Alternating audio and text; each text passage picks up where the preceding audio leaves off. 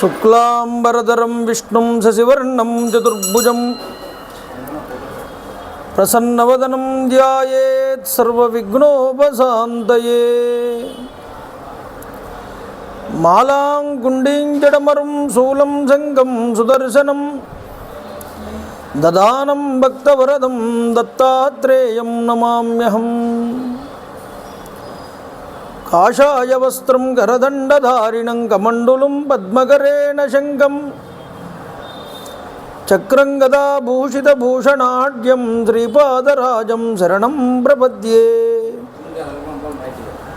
అభ్రశ్యామ పింగజటాబద్ధకళాపప్రాంసుర్దండీ కృష్ణమృగత్వక్పరిధానః సర్వాల్లోకాన్ భావయాన కవిముఖ్య పారాశర్యః ప్రమస్వరూపం వివృణోతు. ఛాయాయాం పారిజాతస్య హేమసింహాసనోపరి ఆసీనమంబుజశ్యామం ఆయతాక్షమలంకృతం చంద్రాననం చతుర్బాహుం శ్రీవత్సాంకితవక్షసం రుక్మిణీ సత్యభామాభ్యాం సహితం కృష్ణమాశ్రయే. సదాశివసమారంభాం శంకరాచార్యమధ్యమాం అస్మదాచార్యపర్యంతాం వందే గురుపరంపరాం.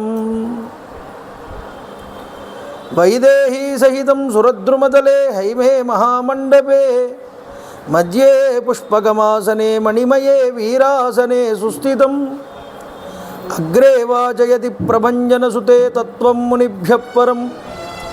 వ్యాఖ్యాంతం భరతాదిభిః పరివృతం రామం భజే శ్యామలం. రామం రామానుజం సీతం భరతం భరతానుజం సుగ్రీవం వాయుసూనూం చ ప్రణమామి పునః పునః. విమలపటి కమలకుటి పుస్తక రుద్రాక్షసస్తహస్తపుటి కామాక్షి పక్ష్మలాక్షి కలిత విపంచి విభాసి వైరించి మనోజవం మారుతతుల్యవేగం జితేంద్రియం బుద్ధిమతాం వరిష్టం వాతాత్మజం వానరయూధముఖ్యం శ్రీరామదూతం శిరసా నమామి. హరి ఓం. పరమేశ్వర స్వరూపమైన సభకు నమస్కారం. సభాయే నమః. శ్రీరామ జయ రామ జయ జయ రామ. శ్రీరామ జయ రామ జయ జయ రామ. శ్రీరామ జయ రామ జయ జయ రామ. శ్రీ హనుమాన్ జయ హనుమాన్ జయ జయ హనుమాన్. శ్రీ హనుమాన్ జయ హనుమాన్ జయ జయ హనుమాన్. శ్రీ హనుమాన్ జయ హనుమాన్ జయ జయ హనుమాన్. రామ రామాయ నమః. రామ రామాయ నమః. రామ రామాయ నమః. హరి ఓం. కాకపక్షధరం దేవం వనమాలా విభూషితం శ్రీరామం బాలకం ధ్యాయేత్ బాలకాండే మునీశ్వర. హరి ఓం. నిన్నటి రోజు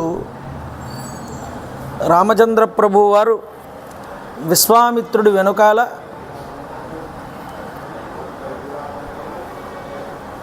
యాగ సంరక్షణార్థమై బయలుదేరారు.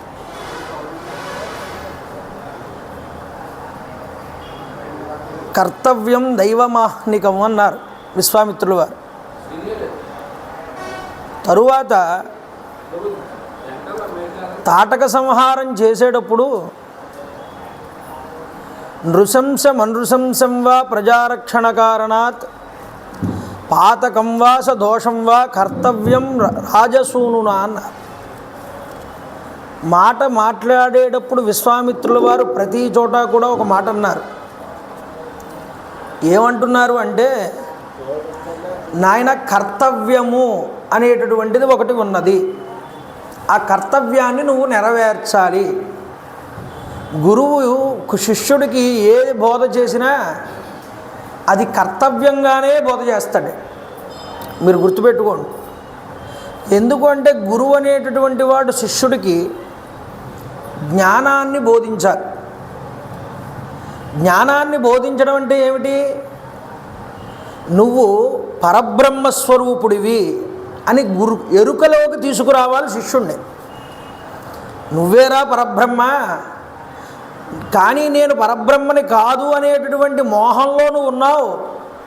కాబట్టే నువ్వు ఈ సాంసారికమైనటువంటి జీవనమునందు అహంకార మమకారాల చేత కొట్టుమిట్టాడుతున్నావు. కాబట్టి ఇది నిన్ను ఉద్ధరించదు. నీకేమిటి అంటే మానవ జన్మ వచ్చింది. ఆ మానవ జన్మకి నువ్వు ఏది చేస్తే నువ్వు కృతకృత్యుడు అవుతావో అది నువ్వు చెయ్యి. అది ఎలా చెయ్యాలి? కర్తవ్యముగా చెయ్యి. రెండు మాటలు ఉంటాయి శాస్త్రంలో, కర్తవ్యము, బాధ్యత అని. బాధ్యత అంటే నువ్వు అహంకారాన్ని ఎత్తుకున్నట్టే మీదకి.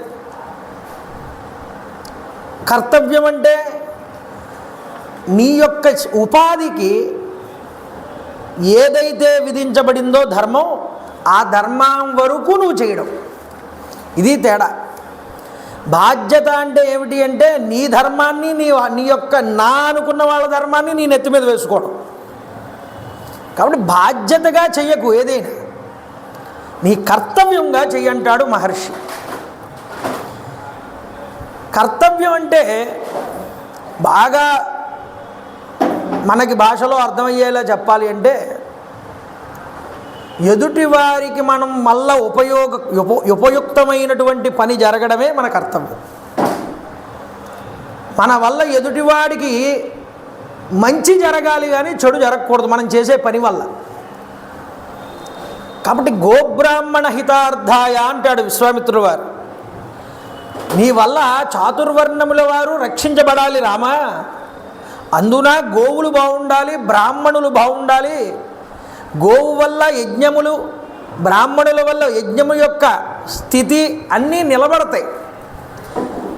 అన్నాద్భవంతి భూతాని పర్జన్యాత్ అన్న సంభవ యజ్ఞాత్ భవతి పర్జన్య యజ్ఞ కర్మ సముద్భవ. అన్నం దొరుకుతోంది అంటే మనుషులకి ఎలా దొరుకుతోందయ్యా? భూతాని పర్జన్యాత్. ఈ భూతములన్నీ కూడా అన్నం తినగలుగుతున్నాయి అంటే వర్షం వల్ల కలుగుతోంది అదంతా కూడా. ఆ వర్షం ఎలా వస్తోందయ్యా అన్నారు అంటే, పర్జన్య దేవత యజ్ఞం వల్ల కలుగుతున్నది అన్నారు. యజ్ఞం చేయడం వల్ల వర్షం పడుతున్నది. యజ్ఞాద్భవతి పర్జన్య యజ్ఞ కర్మ సముద్భవ. కాబట్టి యజ్ఞాన్ని చేసి తీరాలి అంటే ఏం కావాలి? ఆ యజ్ఞానికి కావలసినటువంటి మూల సరుకు ఏం కావాలయ్యా అన్నారు. గోఘృతం కావాలి, గోమయం కావాలి, గోక్షీరం కావాలి. ఇలా అన్నీ గో సంబంధమైన వస్తువులే కావాలి. మరి యజ్ఞం ముందరికి నడపాలంటే మంత్రశక్తి కావాలి. ఈ రెండూ ఉంటే యజ్ఞం సజావుగా జరుగుతుంది. దానివల్ల వర్షం పడుతుంది, వర్షం వల్ల అన్నం దొరుకుతుంది, అన్నం వల్ల భూతములన్నీ కూడా కడుపు నింపుకుంటున్నాయి లేవా? ఇది నీ యొక్క కర్తవ్యం. అవి బాగుండాలంటే రాజుగా వాటిని రక్షించాల్సినటువంటి బాధ్యత నీకున్నదయ్యా. అందుకనే సత్కర్మ అసత్కర్మ 2 మాటలు ఉన్నాయి శాస్త్రంలో. సత్కర్మ అంటే ఏమిటి? మన వల్ల ఎదుటివాడికి మంచి జరగడం సత్కర్మ. మన మంచి కోసమే మనం పని చేస్తే అది అసత్కర్మ అన్నారు. సత్కర్మ వల్ల మనిషికి పరబ్రహ్మ ప్రాప్తి కలుగుతుంది. అంటే దైవానుగ్రహం కలిగి వాడు దైవంలో కలుస్తాడు చిట్ట చివరికి. కానీ అసత్కర్మ వల్ల ఏమవుతుంది అంటే మళ్ళీ నువ్వు జీవుడి కింద మళ్ళీ యోనుల్లో పుడుతూనే ఉంటావయ్యా. దీనికి ఒక తీరు తెన్ను ఉండదు ఇంకా. కాబట్టి సత్కర్మ చెయ్యి. ఈ సత్కర్మ చెయ్యడమే నీ కర్తవ్యము. ఇది చెప్తున్నాడు విశ్వామిత్రుడు గట్టిగా. అంటే రాముణ్ణి తనతో పాటు తీసుకువెళ్తూ రాముణ్ణి ఎలా శిక్షణ ఇస్తున్నాడు అంటే నీ కర్తవ్యాన్ని నువ్వు ఎప్పుడూ విడిచిపెట్టకు. ఇదే సనాతన ధర్మం.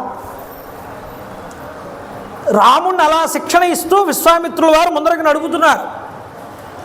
అందుకనే శాస్త్రంలో ఒక మాట చెప్పారండి. 4 వర్ణాలని చెప్పారు మనకి శాస్త్రంలో. ఈ వర్ణాన్ని తీసుకువెళ్ళి కులాల్లో కలుపుతున్నాం. మన పిచ్చి మనది దౌర్భాగ్యం. బ్రాహ్మణ వైశ్య క్షత్రియ శూద్ర అనే 4 వర్ణములు ఉంటే ఈ 4 వర్ణాలలో ఎవరు గొప్పవారు అని ఒక ప్రశ్న వచ్చింది. దీనికి సమాధానం ఏమిటి? ఏ వర్ణం వాడిగా ఆ వర్ణం వాడు గొప్ప కిందే అనిపిస్తుంది. కానీ దీన్ని చర్చలో బ్రహ్మగారి సభలో చర్చ జరిగింది. ఇది పురాణాలన్నీ మనకి సరిగ్గా తెలిసి ఏడిస్తే ఎవడు గొప్ప అప్పుడు అర్థమవుతుంది. బ్రహ్మగారు అన్నారు, 4 వర్ణాల్లో ఎవడు గొప్పవాడు అని ప్రశ్న వస్తే బ్రహ్మగారి దగ్గరికి బ్రహ్మగారు ఒకటే మాట చెప్పారు. ఏ వర్ణం వాడైతే వాడి ధర్మాన్ని తూచా తప్పకుండా పాటిస్తాడో వాడే అందరికన్నా గొప్పవాడు అని చెప్పారు. అంటే ఇక్కడ అగ్రవర్ణము తక్కువ వర్ణాలనేవి లేవండి. అది తర్వాత మనవాళ్ళు ఏర్పాటు చేసుకున్నవి. కానీ ఎవడి ధర్మాన్ని వాడు విడిచిపెట్టకుండా ఆచరిస్తున్నాడో వాడు చాలా గొప్పవాడని చెప్పాయి మన పురాణాలన్నీ కూడా. రామాయణంలోనే ఒక చోట మనకి కనిపిస్తుంది ఆ దృశ్యం. దశరథ మహారాజు అంతటి వారిని, రాజర్షిని, ఒక వైశ్య కులానికి సంబంధించినటువంటి ఒక ఋషి శపిస్తాడు, నీకు కూడా పుత్రవియోగం కలుగుతుంది పోవయ్యా అని. మనం వర్ణాల ప్రకారం ఎవరు ఎక్కువ తక్కువ చూసుకుంటే దశరథుడు రాజు కాబట్టి వైశ్యుడి కన్నా ఎక్కువ కదండి అని మనం అనుకుంటాం. కానీ వైశ్యుడిగా తానున్నా తాను ధర్మాన్ని తాను ఆచరించేనటువంటి వాడు కాబట్టి తాను ఒక శాపం ఇస్తే క్షత్రియుడు కూడా శిక్షించబడ్డాడు. మహాభారతంలోకి రండి. కౌశికుడు అనేటటువంటి ఒక బ్రాహ్మణుడు ఉన్నాడు. తల్లిదండ్రుల్ని విడిచిపెట్టేసి తపస్సు చేద్దామని అరణ్యానికి వచ్చాడు. అరణ్యానికి వస్తే తపస్సు చేస్తున్నటువంటి సమయంలో ఒక కాకి రెట్ట వేసింది పక్కన. ఆ కాకి కేసి కోపంగా చూశాడు. కాకి బూడిదై కింద పడింది. భిక్షాటనకి వెళ్ళాడు మధుకరానికి గ్రామంలోకి. ఒక ఇంటి ముందు ఆగి భవతీ భిక్షాందేహి అన్నాడు. ఆవిడ పాపం ఇంట్లో కాస్త పనుల్లో ఉంది, కాసేపు ఆగవయ్యా వస్తాను అని చెప్పింది. ఈలోపు భర్త వచ్చాడు. ఆయనకి పాపం నీళ్లు పెట్టి, నీళ్లు తోడి, వేడి నీళ్లు పెట్టి, ఆయన స్నానం చేశాక కాస్త అన్నం పెట్టి, ఈ పనులన్నీ అయ్యాక అప్పుడు బయటకు వచ్చింది ఆవిడ. ఈయన చాలా కోపంగా ఉన్నాడు బయట. ఇంతటి తపశ్శక్తి సంపన్నుండి నన్ను ఇంతసేపు బయట కూర్చోబెడతావా నువ్వు అన్నట్లుగా కోపంగా చూసేటండి ఆవిడకేసి ఈయన కూడా. ఆవిడ అన్నది, నువ్వు కోపంగా చూస్తే బూడిదైపోవడానికి ఆ కాకిని అనుకున్నావా నేనేమైనా? ఇలాంటి అహంకారం ఉంటే నువ్వు ఎప్పటికీ ఉద్ధరించబడవు అన్నది ఆవిడ. నేను కాకిని భస్మం చేశానని మీకెలా తెలిసిందమ్మా అన్నాడు ఈ బ్రాహ్మణుడు. నీ గురించి నాకు అన్నీ తెలుసులే, నీకు ఇంకా తత్వబోధ చెయ్యాలి అంటే ఇక్కడే మిథిలా నగరం ఉన్నది, ఆ మిథిలా నగరానికి వెళ్ళు, అక్కడ ధర్మవ్యాధుడు అనేటటువంటి ఒక ఆయన ఉన్నాడు, ఆయన్ని అడుగు చెప్తాడన్నది. ఈ తపస్సు అంతా విడిచిపెట్టి ఈయన మిథిలా నగరానికి వెళ్ళాడు. మిథిలా నగరానికి వెళ్తే అక్కడ ఊళ్ళోకి అడుగు పెట్టగానే అడుగుతున్నాడు అందరినీ, ధర్మవ్యాధుడు అంటే ఎవరండి ఇక్కడ అని. ఇదిగోనండి అక్కడే మాంసం కొట్టుంది అతనిది, అతడే ధర్మవ్యాధుడు అంటే అని. ఏం చేస్తున్నాడు? మాంసాలు కొడుతున్నాడు, కసాయివాడు అతను, ఎక్స్పోర్ట్ ఇంపోర్ట్ బిజినెస్. వెంటనే ఇతన్ని చూశాడు దూరం నుంచి, బ్రాహ్మణుడిని, కౌశిక బ్రాహ్మణుడిని. వెంటనే వెళ్ళాడు, ఎదురు వెళ్ళాడు, అయ్యా నీ గురించే చూస్తున్నాను రా అన్నాడు. ఆశ్చర్యపోయాడు ఈ కౌశికుడు. ఎవరయ్యా మీరు అని అడిగాడు. నేనే ధర్మవ్యాధుణ్ణి, రండి మా ఇంటికి వెళ్దామన్నాడు. ఇతడు చూస్తేనేమో మాంసం కంపు, కసాయివాడు, వీడి దగ్గరికి పంపించిందేమిట్రా ఈ స్త్రీ అనుకుంటున్నాడు మనసులో ఈ బ్రాహ్మణుడు. ఇంటి దగ్గరికి వెళ్ళి ఇంటి తలుపు తీశాడు. అయ్యా నా వృత్తి రీత్యా నాది కసాయి వృత్తి, మాంసం అమ్మడం అనేటటువంటిది నా ధర్మం, నా జన్మతః వచ్చినటువంటి ధర్మం అది నేను చేస్తాను. కానీ నాకింతటి శక్తి ఎలా వచ్చిందని మీరు అనుకుంటున్నారుగా, దానికి నిదర్శనం చూపిస్తాను రండి అని ఇంట్లోకి తీసుకువెళ్ళాడు. తీసుకువెళ్తే అందులో ఆ భవనంలో ఒక సోఫాలో ఇద్దరు కూర్చుని ఉన్నారు. ఎవరు వాళ్ళు? వాళ్ళ తల్లిదండ్రులటే. నేను రోజు మా తల్లిదండ్రులకి నమస్కారం చేస్తే కానీ ఏ పని చెయ్యను, వాళ్ళే నాకు దైవంతో సమానం. ఓ బ్రాహ్మణోత్తమా, వాళ్ళని అనుగ్రహాన్ని నేను పొందడం వల్లే, వాళ్ళని నేను జాగ్రత్తగా చూసుకోవడం వల్లే నాకింత శక్తి వచ్చిందయ్యా అని చెప్పాడు. నీ యొక్క లోపం ఎక్కడుందో తెలుసా? మీ తల్లిదండ్రులు వృద్ధులైపోతే వాళ్ళని వాళ్ళ మానాన్ని విడిచిపెట్టేసి నువ్వు తపస్సు చేసుకున్నావు ముక్కు మూసుకుని అరణ్యంలో అని వచ్చేసావు. అందువల్ల నీ తపస్సు ఫలించలేదు. నీ ధర్మం నీ తల్లిదండ్రులను నువ్వు చూడాలి.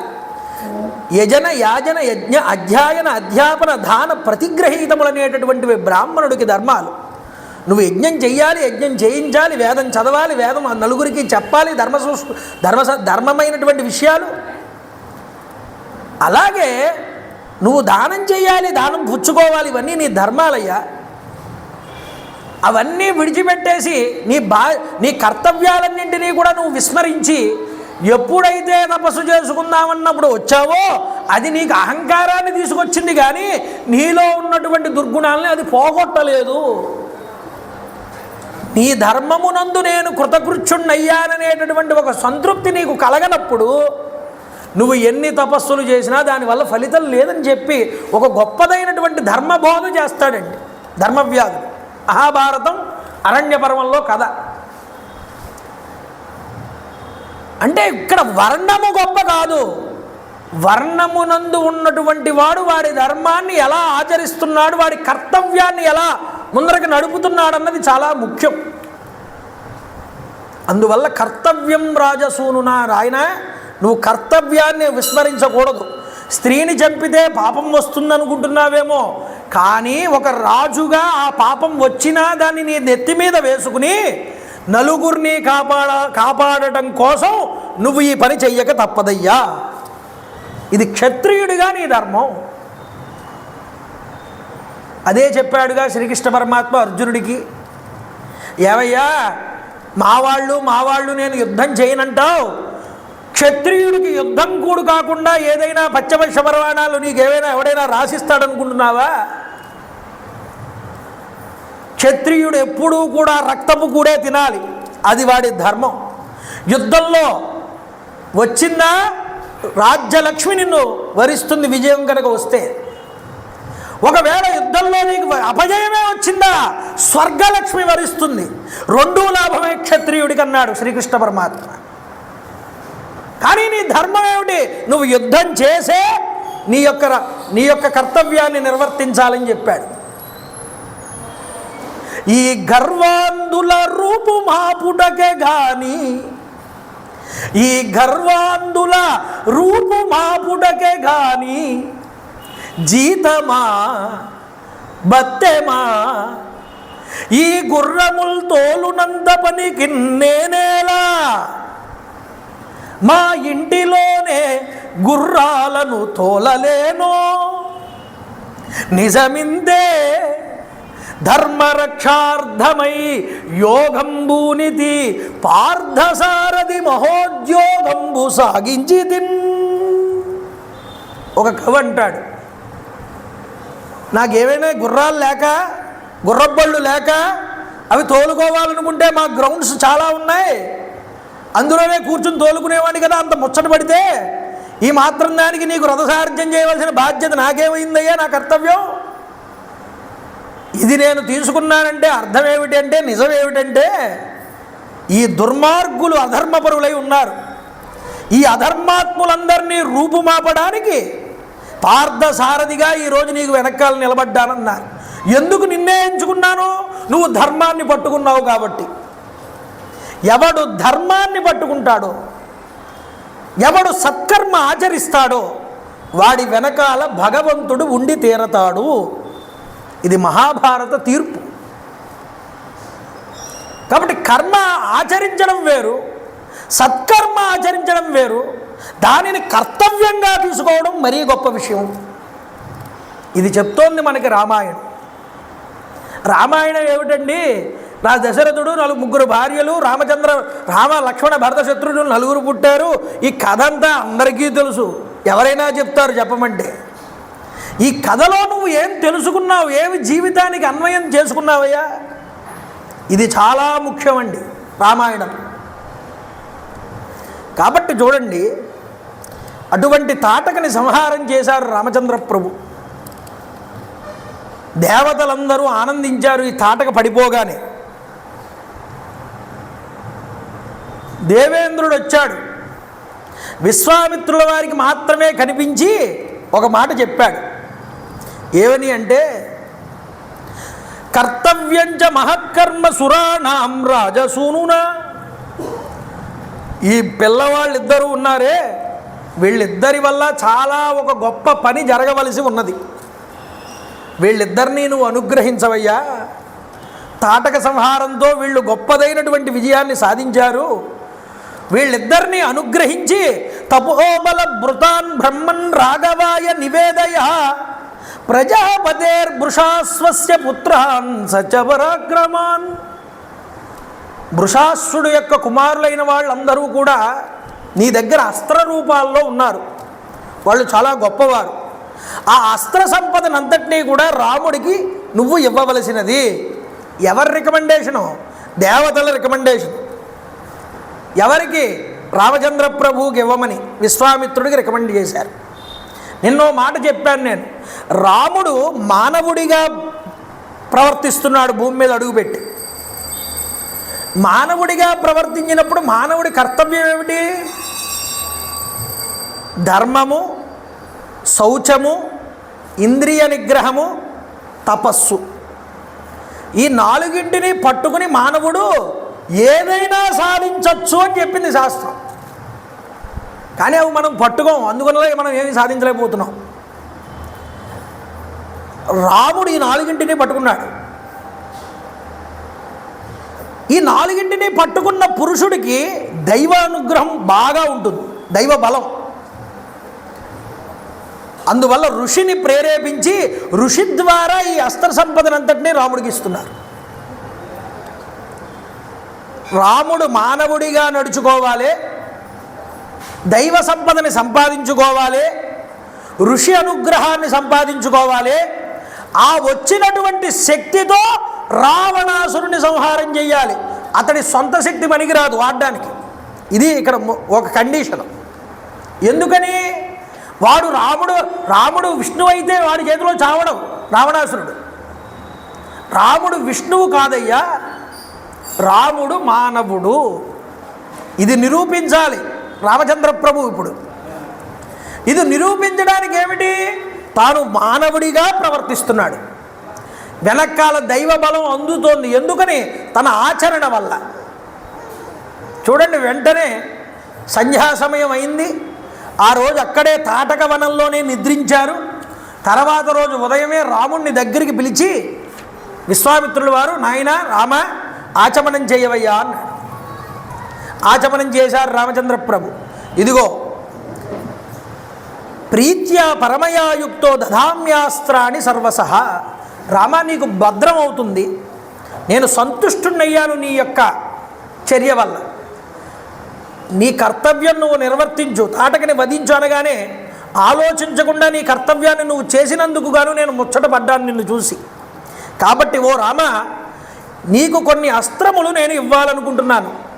ఈ అస్త్రములు కనుక నీ దగ్గర ఉంటే దేవాసురగణాన్వాపి స గంధర్వోరగాని ఉరగ అనపి యై రమిత్రాన్ ప్రహస్యాజో వశీకృత్య జయిష్యసి. యుద్ధములో నిన్ను ఓడించగలిగిన మొనగాడు ఎవడు ఉండడు. అంతేకాదు ఆఖరికి వాళ్ళు దేవతలైనా అసురులైనా గంధర్వులైనా నాగ గరుడ పతగ కిన్నెర కింపురుషాదులైనా సరే వీళ్ళెవ్వరూ కూడా నీ యొక్క అస్త్రముల చేత వాళ్ళు నీకు వశమైపోతారు. ఇది గుర్తుపెట్టుకో. కాబట్టి ఈ అస్త్రములన్నీ కూడా నీకు భద్రమవుతుంది, నువ్వు స్వీకరించవయ్యా అని ఏ ఏ అస్త్రాలు ఇస్తున్నాడో ఇక్కడ చెప్తున్నారు. దండచక్రం మహాదివ్యం తవధాస్యామి రాఘవ, ధర్మచక్రం తతో వీర, కాలచక్రం తదైవచ. ముందు కొన్ని చక్రాలను ఇచ్చాట. దండచక్రము, ధర్మచక్రము, కాలచక్రము అనేటటువంటి తీక్ష్ణమైనటువంటి ఆయుధాలు. దీనితో పాటు ఏమిచ్చాడన్నారు? వజ్రవస్త్రం నరం శ్రేష్ఠ విష్ణుచక్రం తదాత్యుగ్రం. విష్ణుచక్రాన్ని ఇచ్చాట రామచంద్ర ప్రభువుకి. ఇంద్రాస్త్రాన్ని ఇచ్చాట. దీనితో పాటు ఈశ్వరుడికి చాలా ఇష్టమైనటువంటి మహాశూలము అనేటటువంటి ఒక అస్త్రాన్ని ఇచ్చాట. బ్రహ్మశిరోనామక అస్త్రాన్ని ఇచ్చారటండి. ఐషికాస్త్రాన్ని ఇచ్చాడు. మోదకి శిఖరి అనేటటువంటి 2 గదలు ఇచ్చాటండి. చూడండి, శుష్కాసని ఆర్ద్రాసని అనేటటువంటి 2 దివ్యాస్త్రాలు ఇచ్చాడు. మహాస్త్రము నారాయణాస్త్రము అనేటటువంటి శివుడికి సంబంధించిన అస్త్రాలు ఇచ్చాట. శిఖరము అనేటటువంటి ఆగ్నేయాస్త్రాన్ని ఇచ్చాటండి. ప్రధనము అనేటటువంటి వాయువ్యాస్త్రాన్ని, హయశిరస్సు అనేటటువంటి అస్త్రాన్ని, క్రౌంచాస్త్రాన్ని, విష్ణుశక్తి శివశక్తి అనేటటువంటి 2 శక్తుల్ని రాముడికి ఇచ్చాడు. నందనము అనేటటువంటి ఒక మహా అస్త్రం అనేటటువంటి ఒక ఖడ్గరాజాన్ని ఇచ్చాట. నందనము అనేటటువంటి ఖడ్గాన్ని. దీంతోపాటు మానవాస్త్రాన్ని, నిద్ర కలిగించేటటువంటి అస్త్రాన్ని, నిద్రను పోగొట్టేటటువంటి అస్త్రాన్ని, అలాగే సూర్య సంబంధమైనటువంటి అస్త్రాన్ని, వీటన్నింటినీ కూడా ఇస్తున్నాడు. అంటే అస్త్రం అంటే ఏమిటి? మంత్రశక్తి చేత నడిచేదాన్ని అస్త్రము అంటారు. చేతి బలంతో వేసేటటువంటి ఈటెలు బాణాలు ఉంటాయే వాటిని శస్త్రములు అంటారు. ఇప్పుడు ఇచ్చేవన్నీ ఏమిటంటే మంత్రశక్తితో కూడుకున్నటువంటి అస్త్రములు. ఇక్కడ ఒక గడ్డిపోచ కనిపించింది అనుకోండి, చేతిలో ఏ ఆయుధాలు లేవు, ఆ గడ్డిపోచ తీసుకుని ఈ మంత్రాన్ని ఆ గడ్డిపోచ మీద అభిమంత్రించి విడిచిపెడితే ఆ గడ్డిపోచ కూడా ఒక దివ్యమైనటువంటి ఆయుధం కింద మారిపోయి దాని యొక్క శక్తిని చూపిస్తుంది. వెళ్ళి దేనితో వచ్చింది? ఇదంతా శబ్దశక్తి ద్వారా వచ్చింది. అంత గొప్ప టెక్నాలజీ ఉండేది మన ఋషుల దగ్గర. ఇది కలియుగంలో లుప్తమైపోయిందండి. ఇప్పుడు అందరూ న్యూక్లియర్ బాంబులు తయారు చేసుకుని వాడి దేశం మీద వీడి దేశం మీద వేసుకోవడమే తప్ప ఎంత గొప్ప అనుగ్రహం అంటే అప్పట్లో గురువులు కూడా శిష్యుణ్ణి పరీక్షించి ఇచ్చేవారు. ఎందుకు అంటే అంతంత అస్త్రాలు వాడి దగ్గర ఉండి వాడు వ్యగ్రపరుడు అయ్యాడు అనుకోండి, వాడు ఇష్టం వచ్చిన వాటి మీద వాటి ప్రయోగం చేసేస్తాడు. ఋషులు ఒక్కసారి ఆచమనం చేసి తలుచుకున్నారు అంటే ఈ భూమిని అనేది లేకుండా చేయగలరు, అంత శక్తివంతులు. కానీ వాళ్ళు అలా ఎప్పుడూ చేయరు. ఎప్పుడూ కళ్యాణాన్ని కోరుకుంటారు, శుభాన్ని కోరుకుంటారు, మంగళాన్ని కోరుకుంటారు. ఋషులు ఎప్పుడూ కూడా లోకం ధర్మ మార్గం వైపు నడుస్తూ ఉండాలని వాళ్ళు ఎప్పుడూ భావన చేస్తారు. అలా వాళ్ళు చేయగలిగారు కాబట్టే ఇప్పటికీ మనం ఇక్కడ ఇలా కూర్చుని రామాయణం చెప్పుకోగలుగుతున్నాం. అందుకనే ఎప్పుడైతే ఈ యొక్క రాక్షస ప్రవృత్తి పెరుగుతుందో జనుల మధ్యలో ఆ యొక్క విపరీతమైనటువంటి ఉగ్రచర్యలు అనేటటువంటివి పెరిగి అది లోకనాశనానికి జననాశనానికి కారకం అవుతాయి. అందువల్ల రాక్షస ప్రవృత్తి పెరిగితే ఇలాంటివి జరుగుతాయి. అదే దైవ ప్రవృత్తి పెరిగితే ఇందాక మీకు చెప్పాను సత్కర్మ జరుగుతుంది. సత్కర్మ జరగడం అంటే లోకానికి హితవు, లోకానికి క్షేమం జరుగుతుంది. కాబట్టి విశ్వామిత్రుడు రాముణ్ణి ఎంచుకున్నాడు. ఈ రాముడు తగినటువంటి వాడు ఈ అస్త్రములన్నీ స్వీకరించడానికి. ఇవన్నీ కూడా ఆయనకి ఇచ్చాడు. శిశిరము అనే అస్త్రాన్ని ఇచ్చాడు, విశ్వకర్మ చేత నిర్మించబడినటువంటి సుధారుణాస్త్రాన్ని ఇచ్చాడు, మనువు చేత నిర్మించబడినటువంటి మానవాస్త్రం సీతేషు అనేటటువంటి పేరు కలిగినటువంటి అస్త్రాన్ని ఇచ్చాడు. ఇలాంటి అస్త్రాలన్నీ ఇచ్చిన తర్వాత అవన్నీ కూడా మంత్రపూర్వకంగా రామచంద్ర ప్రభు వారు స్వీకరించారటండి. చూడండి, ఎప్పుడైతే రామచంద్ర ప్రభు వారి అస్త్రములన్నిటినీ స్వీకరించారో విశ్వామిత్ర మహర్షి దగ్గర నుంచి, ఈ అస్త్రములన్నీ కూడా ఒక రూపాన్ని దాల్చి ఎదురుగుండా నిలబడ్డాయిట రామచంద్ర ప్రభు వారు ఎదురుగుండా. అయ్యా ఏం చేయమంటారు? రాముడు అన్నట్ట, మీరెప్పుడూ కూడా నా శృతి పదమునందు మెదులుతూ ఉండండి. అంటే సమయానికి గమ్మున ఐంద్రాస్త్రం వెయ్యాలి అనుకున్నాడు అనుకోండి రామచంద్ర ప్రభు, ఆ ఐంద్రాస్త్రానికి సంబంధించిన మంత్రం గుర్తుకు రావాలి.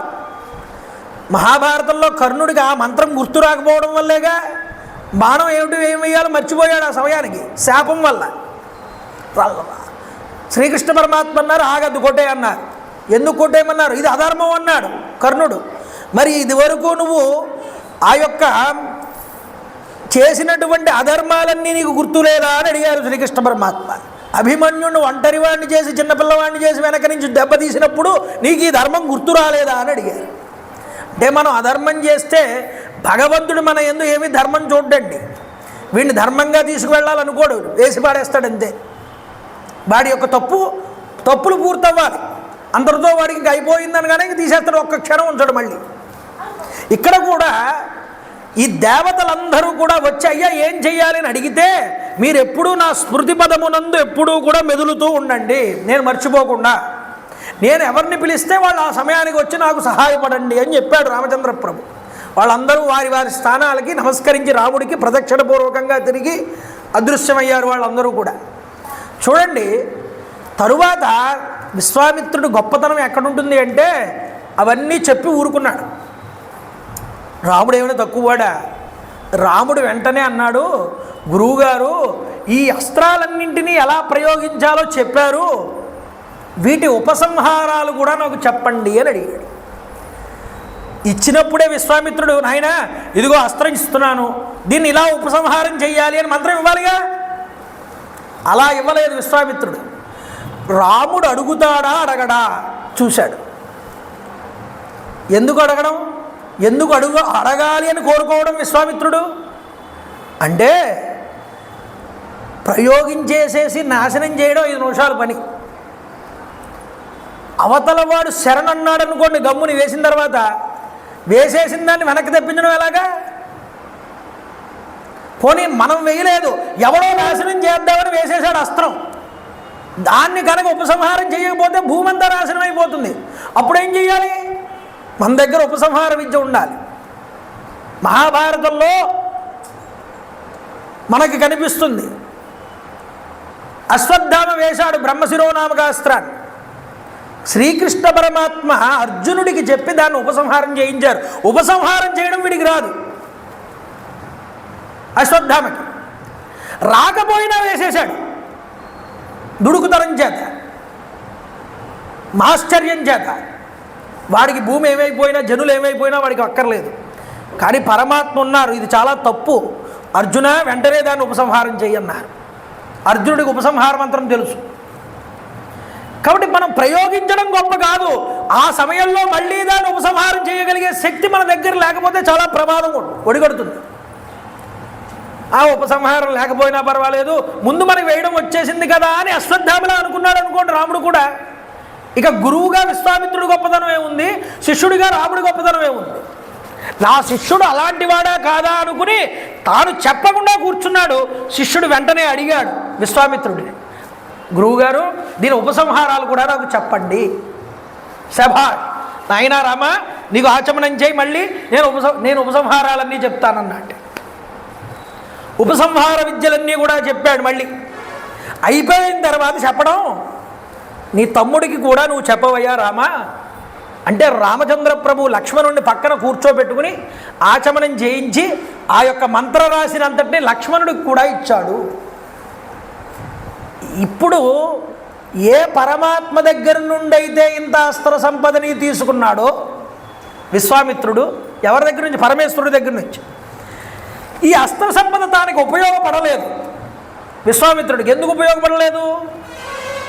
వశిష్ఠుడి మీద నగ్గాలి, వశిష్ఠుడిని ఓడించాలి అనేటటువంటి మాశ్చర్యం వల్ల పొందినటువంటి వరం అది. వశిష్ఠుడిని ఆ అస్త్రములు ఏమీ చేయలేకపోయాయి.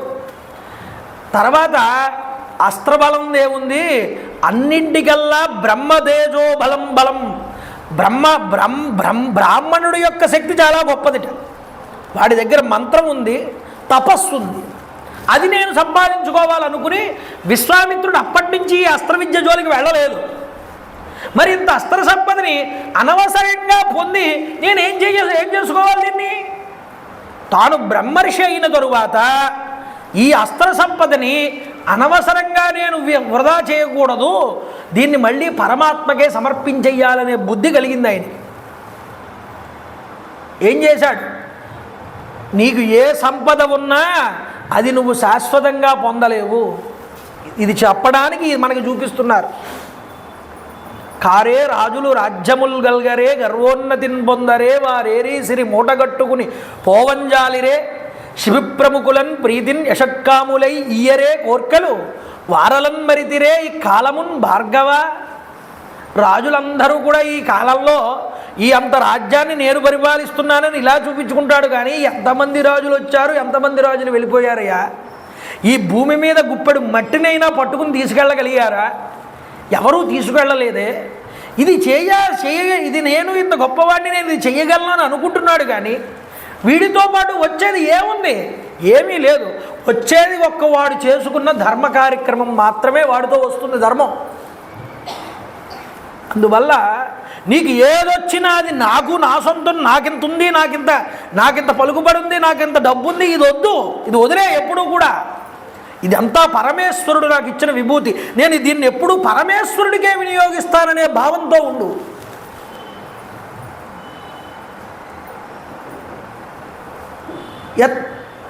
యదస్నాసి యజ్జుహోషి తదాసి యత్ తపస్యసి కౌంతేయ తత్కురుష్వ మదర్పణం. ఏదొచ్చినా సరే అది నాది కాదు పరమేశ్వర, నీది అని ఎవడంటాడో వాడు అసలైనటువంటి భక్తుడు. ప్రతిదీ కూడా అది పరమేశ్వరుడి యొక్క వస్తువుగా, పరమేశ్వర విభూతిగా దాన్ని భావన చేస్తాడు. ఇక్కడ విశ్వామిత్రుడు కూడా తన దగ్గర ఉన్నటువంటి అస్త్ర విద్యనంతటినీ కూడా ఈ విభూతి నాది కాదు, ఇది పరమేశ్వరుడిది, ఇది పరమేశ్వరుడికి నేను అంకితం చెయ్యాలి. మానవుడిగా వచ్చినటువంటి రాముడు ఆ మానవుడిగా ఉండి శక్తి సంపాదించుకోవడానికి గురువుని మెప్పించి గురువు ద్వారా ఈ యొక్క తన యొక్క విద్యనంతటినీ కూడా నేర్చుకున్నాడు ఇటువైపు రామచంద్ర ప్రభు. చూడండి, ఎవరి ఆలోచనలు ఎవరి భావనలు వాళ్ళకి మనసులోనే ఉన్నాయి, బయటికి చెప్పుకోకపోయినా. కాబట్టి ఈ విధంగా తీసుకున్నారు. కాస్త ముందరికి వెళ్ళారు. రామచంద్ర ప్రభు వారు అన్నారు, కిన్వేతన్ మేఘసంకాశం పర్వతస్యావి ధూరత వృక్షషండ మితోభాతి పరం కౌతూహలం హిమే. అయ్యా మహర్షే, ఆకాశం నిర్మలంగా కనిపిస్తోంది. ఈ పర్వత శిఖరాలని చూస్తూ ఉంటే, ఈ పర్వతాల దగ్గర ఉన్నటువంటి ఈ వృక్షాలని చూస్తూ ఉంటే చాలా ఆహ్లాదంగా ఉంది వాతావరణం. ఈ వృక్షములన్నీ ఆకాశాన్ని తాకుతున్నాయా అన్నంత ఎత్తుగా ఉన్నాయి. మనం ఇదంతా కూడా చూస్తూ ఉంటే తాటకవనాన్ని దాటేశామేమోనని నాకు అనిపిస్తోంది. అయ్యా, ఈ ప్రదేశం ఏమిటి? మీరు ఎక్కడ యజ్ఞం చేస్తారు? మేము రాక్షసుల్ని ఎక్కడ సంహారం చెయ్యాలి? ఇవన్నీ నాకు సెలవివ్వండి అని అడిగాడు రామచంద్ర ప్రభు. వెంటనే విశ్వామిత్రుల వారు అన్నారు, ఇహ రామ మహాబాహో. రామా, ఇదేనయ్యా నువ్వు చంపవలసినటువంటి రాక్షసుల్ని సంహారం చేయవలసినటువంటి ప్రదేశం. ఇహ రామ మహాబాహో విష్ణుర్దేవవర ప్రభు వర్షాణి సుబహూన్యేవ తథా యుగశతాని చ.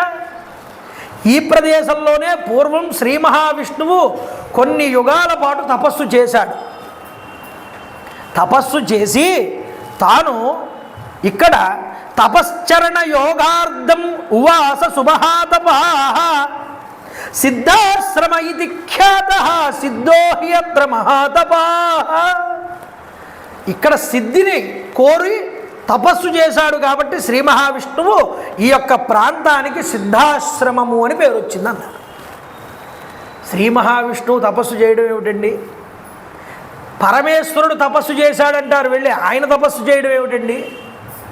నిజానికి వాళ్ళు తపస్సు చేయాలా? మరి వాళ్ళెందుకు తపస్సు చేయడం? వాళ్ళని చూసి మనం నేర్చుకుంటామని, మనం ఆచరిస్తామని. యద్యదాచరతి శ్రేష్ఠ తత్తదేవే ఇతరో జన. భగవద్గీతలో శ్రీకృష్ణ పరమాత్మ ఒక మహాత్ముడు నడిచిన మార్గంలోనే మిగతా వాళ్ళందరూ కూడా ఆ మార్గాన్ని అనుసరిస్తారు. రామాయణంలో రామచంద్ర ప్రభు నడిచిన మార్గాన్ని చూసి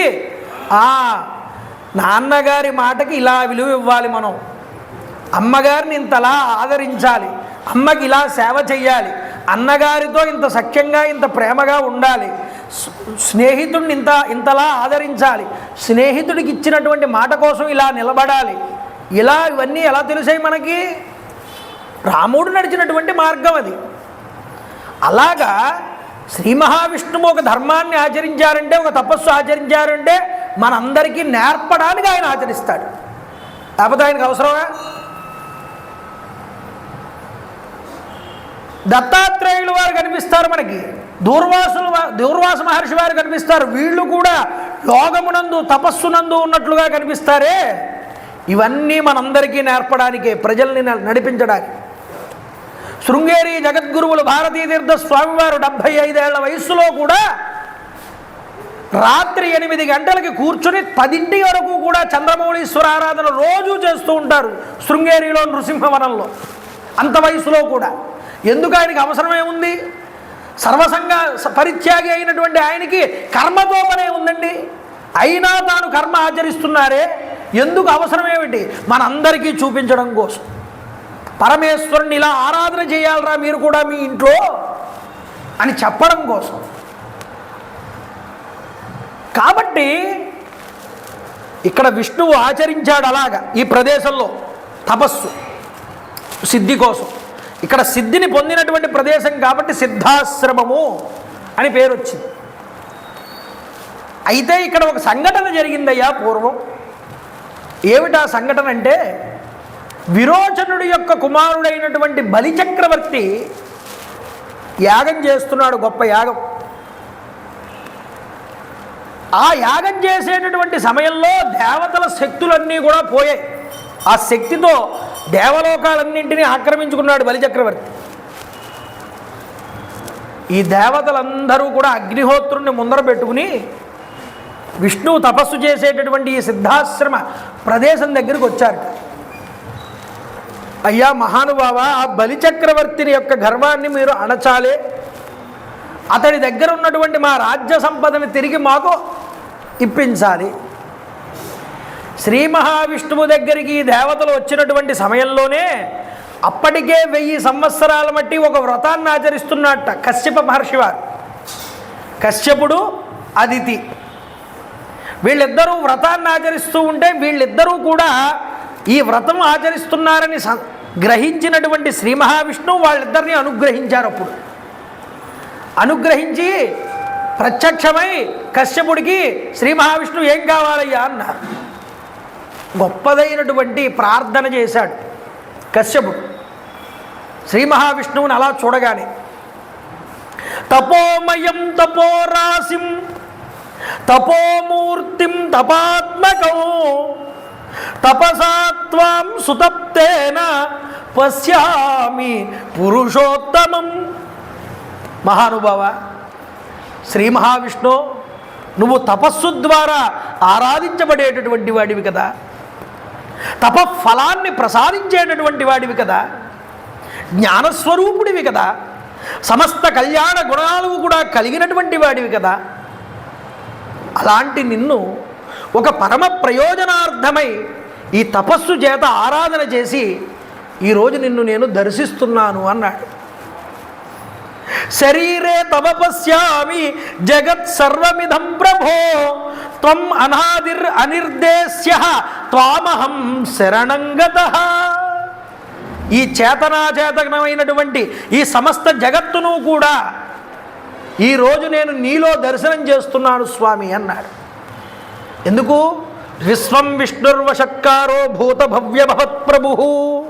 ఈ కనిపిస్తున్న ప్రతి విశ్వము కూడా ఆయన యొక్క స్వరూపమే. ఈ చేతనాచేతనమైనటువంటి ఈ జగత్తంతా ఆయన స్వరూపం. భాగవతంలో చాలా గొప్పగా వర్ణిస్తారు ఈ విషయాన్ని. ఏ ఏ స్వరూపాన్ని ఏ ఏ భాగాన్ని ఎలా దర్శనం చేయాలో కూడా చెప్తారు భాగవతంలో. స్వామివారి పాదాలని ఏ లోకాల కింద చూడాలి, మోకాళ్ళని ఎలా చూడాలి, ఊరువుల్ని ఎలా చూడాలి, కటి ప్రదేశాన్ని ఎలా చూడాలి, నాభిని ఎలా చూడాలి, వక్షస్థలాన్ని ఎలా చూడాలి, కంఠాన్ని ఎలా చూడాలి, శిరస్సును ఎలా చూడాలి, ప్రతి లోకము కూడా ఈ లోకాలు ఈ భాగాల్లో కనిపిస్తున్నాయి చూడమంటాడు సుఖమహర్షి వారు. కాబట్టి ఈ చేతనాచేతనమైనటువంటి ఈ జగత్తంతా కూడా నాకు నీలో దర్శనం అవుతున్నది మహానుభావ అంటాడు ఈ యొక్క కశ్యపుడు. చూడండి, నువ్వు ఆద్యంతరహితుడివి, అనిర్వచనీయుడివి, నిన్ను శరణు వేడుతున్నాను నేనన్నాడు. ఏమని? వరం వరయభద్రంతే వరార్హోసి మమ మతో మమ. నేను కనుక నీదెందు వరాన్ని పొందడానికి అర్హుణ్ణైతే నువ్వు నాకు ఈ వరాన్ని ఇవ్వవలసిందన్నాడు. అయితే పరమ ప్రీతిని పొందాటండి శ్రీ మహావిష్ణువు ఈ మాట అంటే. ఏం నీకు శుభం అవుతుంది నాయన, నీకు ఏ వరం కావాలో కోరుకో అన్నారు శ్రీ మహావిష్ణువు. వెంటనే కశ్యపుడు అంటున్నాడు, అదిత్యా దేవతానాంచ మమ చైవానుయాచతః పుత్రత్వం గచ్చ భగవన్ అదిత్యా మమ చ అనఘా. ఈ భార్య, నా భార్య ఉన్నదే అదితి, ఈ దేవతలందరికీ కూడా తల్లి. ఈరోజు ఈ మా బిడ్డలందరికీ కూడా నీ అవసరం వచ్చిందయ్యా శ్రీ మహావిష్ణు. కాబట్టి ఈ దేవతలందరి తరపున నువ్వు మా యొక్క గర్భములో జన్మించి ఈ దుష్ట శిక్షణ చేసి నువ్వు మళ్ళీ మా యొక్క పుత్రుల్ని ఉద్ధరించాలి అని కోరుకున్నారు వాళ్ళిద్దరూ కూడా. నువ్వు భ్రాత భవ యవీయాంస్త్వం చక్రస్యాసుర సూదన, నా కొడుకు దేవేంద్రుడికి తమ్ముడిగా వచ్చి భూమి మీదకి ఉపేంద్రుడు అని పిలిపించుకోవాలి. అలా పిలిపించుకుని ఎక్కడ ఆ యొక్క బలిచక్రవర్తి యొక్క యజ్ఞవాటికకి వెళ్ళి అతని దగ్గర నుండి ఈ యొక్క లోకాలన్నింటినీ మళ్ళీ తిరిగి పొందాలి. దేవతల వారి వారి లోకాలని వాళ్ళకి ఇప్పించాలి. ఈ బృహత్కార్యాన్ని నువ్వే చేయగలవు అని నమస్కారం చేశారు. అప్పుడు వామనుడు అనేటటువంటి రూపంలో స్వామివారు అదితి గర్భంలో జన్మించారు. వామనుడు అంటే ఎలాంటి వాడు? అప్పుడే పుట్టి అలా పెరిగాట. వెంటనే ఉపనయనం చేశారన్నారు. ఆ చిన్న పిల్లవాడు మరగుజ్జుగా ఉన్నాడు, ఇంతే ఉన్నాడు. ఆ యొక్క ఉపనయనమైనటువంటి ఆయన పుట్టగానే ఉపనయనం చేసుకుని ఆ బలిచక్రవర్తి నిర్వహిస్తున్నటువంటి యజ్ఞశాలలోకి అడుగు వేసుకుంటూ వస్తున్నాడు మహానుభావుడు. మొట్టమొదటి భిక్ష తల్లి అదితి వేసింది. ఇక రెండో భిక్ష ఎక్కడికి వెళ్తున్నాడు? మన బలిచక్రవర్తి దగ్గరకు వస్తున్నాడు. చూడండి, అలాగా ఆ యజ్ఞశాలలో ఈ బుడి నడకలు నడుచుకుంటూ వస్తున్న వామనమూర్తి యొక్క తేజస్సు చూసి ఆ సభలో ఉన్నటువంటి ఋత్విజులు, బ్రాహ్మణోత్తములు, రాక్షసులు అందరూ అనుకుంటున్నారట, ఎవరు ఈ మహానుభావుడు ఇంత తేజస్సుతో వెలుగొందుతున్నాడు? చూడడానికి ఒక చిన్న ఒడుగు, కానీ ఇంత తేజస్సుతో ప్రవర్తిల్లుతున్నాడే. శంభుడో హరియో పయోజబవుడో చండాంసుడో వహ్నియో దంబాగారత వచ్చెగాక ధరణిందాత్రీసురుండెవ్వడు ఈ శుంభద్యోతనుడు ఈ మనోజ్ఞతనుడంచున్ విస్మయభ్రాంతులై సంభాషించిరి బ్రహ్మచారిగని తత్సభ్యుల్ రహస్యంబుగన్. వచ్చినవాడు పరమేశ్వరుడా, బ్రహ్మగారా, సాక్షాత్తు శ్రీ మహావిష్ణువా, అగ్నిహోత్రుడే ఇలా నడుచుకుంటూ వస్తున్నాడా సభలో? ఎవరయ్యా ఇంత తేజస్సుతో ఉన్నారు? స్వామి అంతటి అనుగ్రహాన్ని ఇచ్చారు వాళ్ళందరికీ దర్శనం. చూడండి, వస్తూనే ఆ యజ్ఞశాలలో ఉన్నటువంటి ఆ యొక్క బలిచక్రవర్తిని చూసి స్వస్తి అన్నారు. బ్రాహ్మణుడికి ఉన్నటువంటి గొప్ప విశేషం ఏమిటో తెలుసా అండి? ఎవడైతే తన అనుష్ఠానాన్ని తప్పకుండా ఎప్పుడూ కూడా పరమేశ్వరుణ్ణి ప్రార్థన చేస్తూ వాడి ధర్మమునందు ఉన్నటువంటి బ్రాహ్మణుడు ఎవడికి కూడా నమస్కారం చెయ్యకూడదు అని శాస్త్రం చెప్పి, ఒకవేళ అలా నమస్కారం పెట్టించుకుంటే అవతల వాడి ఆయుష్ క్షీణిస్తుంది అని మీరు గట్టిగా పట్టుకోండి. అందువల్ల బ్రాహ్మణుడి చేత నమస్కారం పెట్టించుకోకూడదు. ఇప్పుడు చాలా పెద్ద వాళ్ళందరి దగ్గరికి వెళ్ళి మా వాళ్ళే పెట్టేస్తున్నారు ముందుగా నమస్కారాలు. నువ్వు పెట్టకూడదురా, నువ్వు ఎప్పుడు ఆశీర్వదించే అనుగ్రహం నీకు, ఆశీర్వచనాన్ని పొందే అనుగ్రహం వాళ్ళకి. ఆ స్థానంలో పరమేశ్వరుడు నిన్ను వినియోగిస్తున్నాడు. లోక శ్రేయస్సు కోరుకోవడం కోసమే నువ్వు ఉండాలి. లోకా సమస్తా సుఖినో భవంతు కాలే వర్షతు పర్జన్య పృథివీ సత్యశాలిని అని ప్రవచనం అంతా ఇంత ప్రవచనం చేసి చివరిలో నేను ఎందుకు ఈ మాట చెప్పడం? ఏ వ్యాపారం చేసుకునేవాడైనా, ఏ చిన్న వృత్తి చేసుకునేవాడైనా వాడి వ్యాపారం అంతా అయిపోయిన తర్వాత రాత్రి వెళ్ళిపోయేటప్పుడు డోర్లు క్లోజ్ చేసేటప్పుడు లోకా సమస్తా సుఖినో భవంతు అంటాడా? ఎవడు అండు. మరి మాకెందుకండి ఈ గతి? మాకు అనాల్సిన అవసరమే ఉంది. నిన్ను దానికి వినియోగించాడు భగవంతుడు. నలుగురు లోకశ్రేయస్సు కోసం బ్రతకరా, నిన్ను పోషించే బాధ్యత వాళ్ళకి ఇచ్చాడు. నువ్వు లోకశ్రేయస్సు కోసం పాటుపడమని నిన్ను చెప్పాడు. ఇంతే తేడా. కాబట్టి ఆశీర్వదించే హక్కు బ్రాహ్మణుడిది. రాగానే అందుకనే చిన్నపిల్లవాడైనా ఏం చేశాడు? అంత పెద్ద మహారాజు యజ్ఞం చేస్తుంటే నమస్కారం పెట్టలేదు, స్వస్తి అన్నాడు చెయ్యి పైకి చాచి. ధర్మం ఎక్కడైనా భగవంతుడు ఆచరించి చూపిస్తాడండి. భగవంతుడిని చూసి మనం నేర్చుకోవాలి. స్వస్తి జగత్రయీ భువన శాసనకర్తకు హాసమాత్ర విధ్వస్త నిలింబభర్తకు సుధారపద వ్యవహర్తకున్ మునీంద్రస్తుత మంగళాధ్వర వితాన నిహర్తకు నిర్జరీగళన్యస్త సువర్ణ సూత్ర పరిహర్తకు దానవలోక భర్తకున్. ఈ దానవలోకానికంతటికీ ప్రభు అయినటువంటి ఓ యొక్క బలిచక్రవర్తి నీకు శుభము కలుగుగాక అన్నారు. చూడండి, ఆయన తేజస్సు చూసి, ఆ స్వరూపాన్ని చూసి చూడముచ్చట వేసిందిట. చూసే కొద్దీ అలా చూడాలనిపిస్తోంది మహానుభావుడిని. వెంటనే బలిచక్రవర్తి యజ్ఞశాల నుండి బయటకు వచ్చాడు. మహానుభావుడా, ఒడుగా ఎవరవయ్యా నువ్వు? ఎక్కడి వాడివి? ఎక్కడి నుంచి వచ్చావు? ఏం పని? ఏం కావాలి? పాత్రత కలిగినటువంటి వాడివి. నీలాంటి వాడికి నేను దానం చేయకపోతే ఇంత యజ్ఞం చేయడం వృధా అన్నాడు. ఏం కావాలో కోరుకో. వరచేలంబులో మాడలో వన్యంబులో గోవులో హరులో రత్నములో రథంబులో వివృష్టాన్నంబులో కన్యలో కరులో కాంచనమో నికేతమ్ములో గ్రామమ్ములో భూములో ధరణీకండమో కాక ఏమడిగదో ధాత్రీ సురేంద్రోత్తమా. నువ్వేదడిగినా ఇస్తా, కాదన్నన్నాడు. చూడండి, నాకు కావాల్సింది అదే అనుకున్నాడు స్వామి మనసులో. ఒంటివాడ నాకు 2 అడుగుల మేర ఇమ్ము సొమ్ము. నేను ఇవన్నీ ఏం చేసుకుంటానయ్యా? ఒంటరివాడిని, ఒంటి బ్రాహ్మణుణ్ణి, నాకు ఇవన్నీ అక్కర్లేదు. నాకు 1-2 అడుగులు నేల ఈ చాలన్నాడు. మొట్టమొదటి ఏం చేశాడో తెలిసాడండి? బలిచక్రవర్తి మొట్టమొదటి ఆయన పాదాలకే చూశాట. ఇంత పాదాలు ఉన్నాయి. 2-3 అడుగులు ఇస్తే ఏం సరిపోతుంది? నవ్వుకున్నట్టు ఒకసారి. ఏమీ పర్వాలేదయ్యా, నీ భావం ఏమిటో నాకు అర్థమైంది. కోర్కె తీరా బ్రహ్మకూకటి ముట్టద ధనకుదుక సాంద్ర ధనవేంద్ర. నువ్వేమీ ఆలోచించక్కర్లా, ఈ 3 అడుగులు నాకు చాలు, కూకటి దాకా ముట్టేస్తాను దీంతో నేను అన్నాడు. ఆయనకేం అర్థం కాలే. ఈలోపు శుక్రాచార్యులు వారు వచ్చారు. పక్కకి రావయ్యా, ఒకసారి నీతో మాట్లాడాలి. వచ్చినవాడు మామూలు వాడు కాదు, శ్రీ మహావిష్ణువే నీ దగ్గరికి ఇలా వచ్చాడు అన్నారు.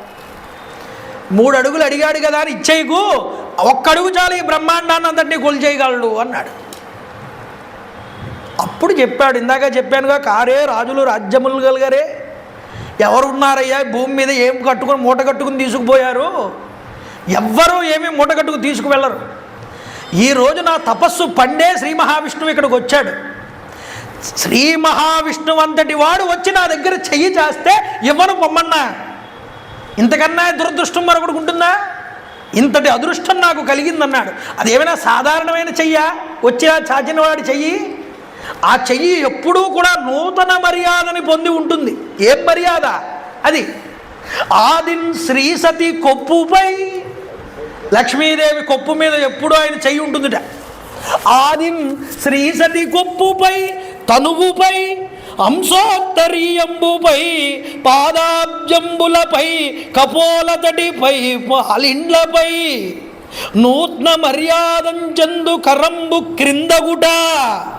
అంత గొప్ప చెయ్యి ఈరోజు కింద ఇలా ఉంటే నా యొక్క చెయ్యి పైన ఉంటోందే, ఇంతకన్నా నాకు కావాల్సిందే ఉంది. కాబట్టి ఈ మీదైన కరంబు కిందగుట మేల్గాదే రాజ్యము గీజ్యమున్ సతతము ఏ కాయంబు నాపాయమే. ఈ రాజ్యం ఉన్నా లేకపోయినా నాకు అక్కర్లా, ఈ యొక్క దానం ఇచ్చి తీరతానన్నాడు. నీళ్లు తెప్పించాడు, దారపోయించాడు.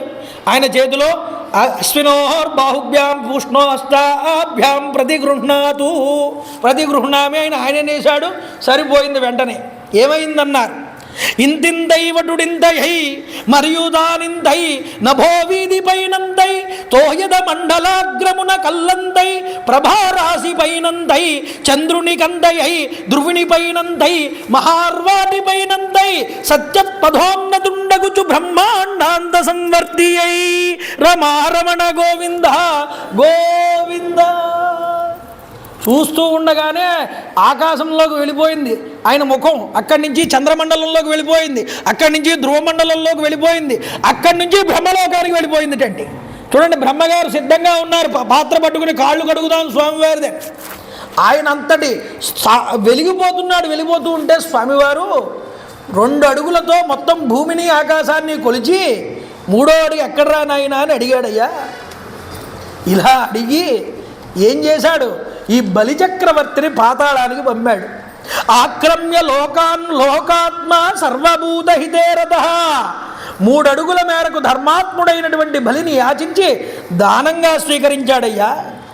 ఈ త్రివిక్రముడు ముల్లోకాలు వ్యాపించాడు, బలిని అదుపు చేశాడు.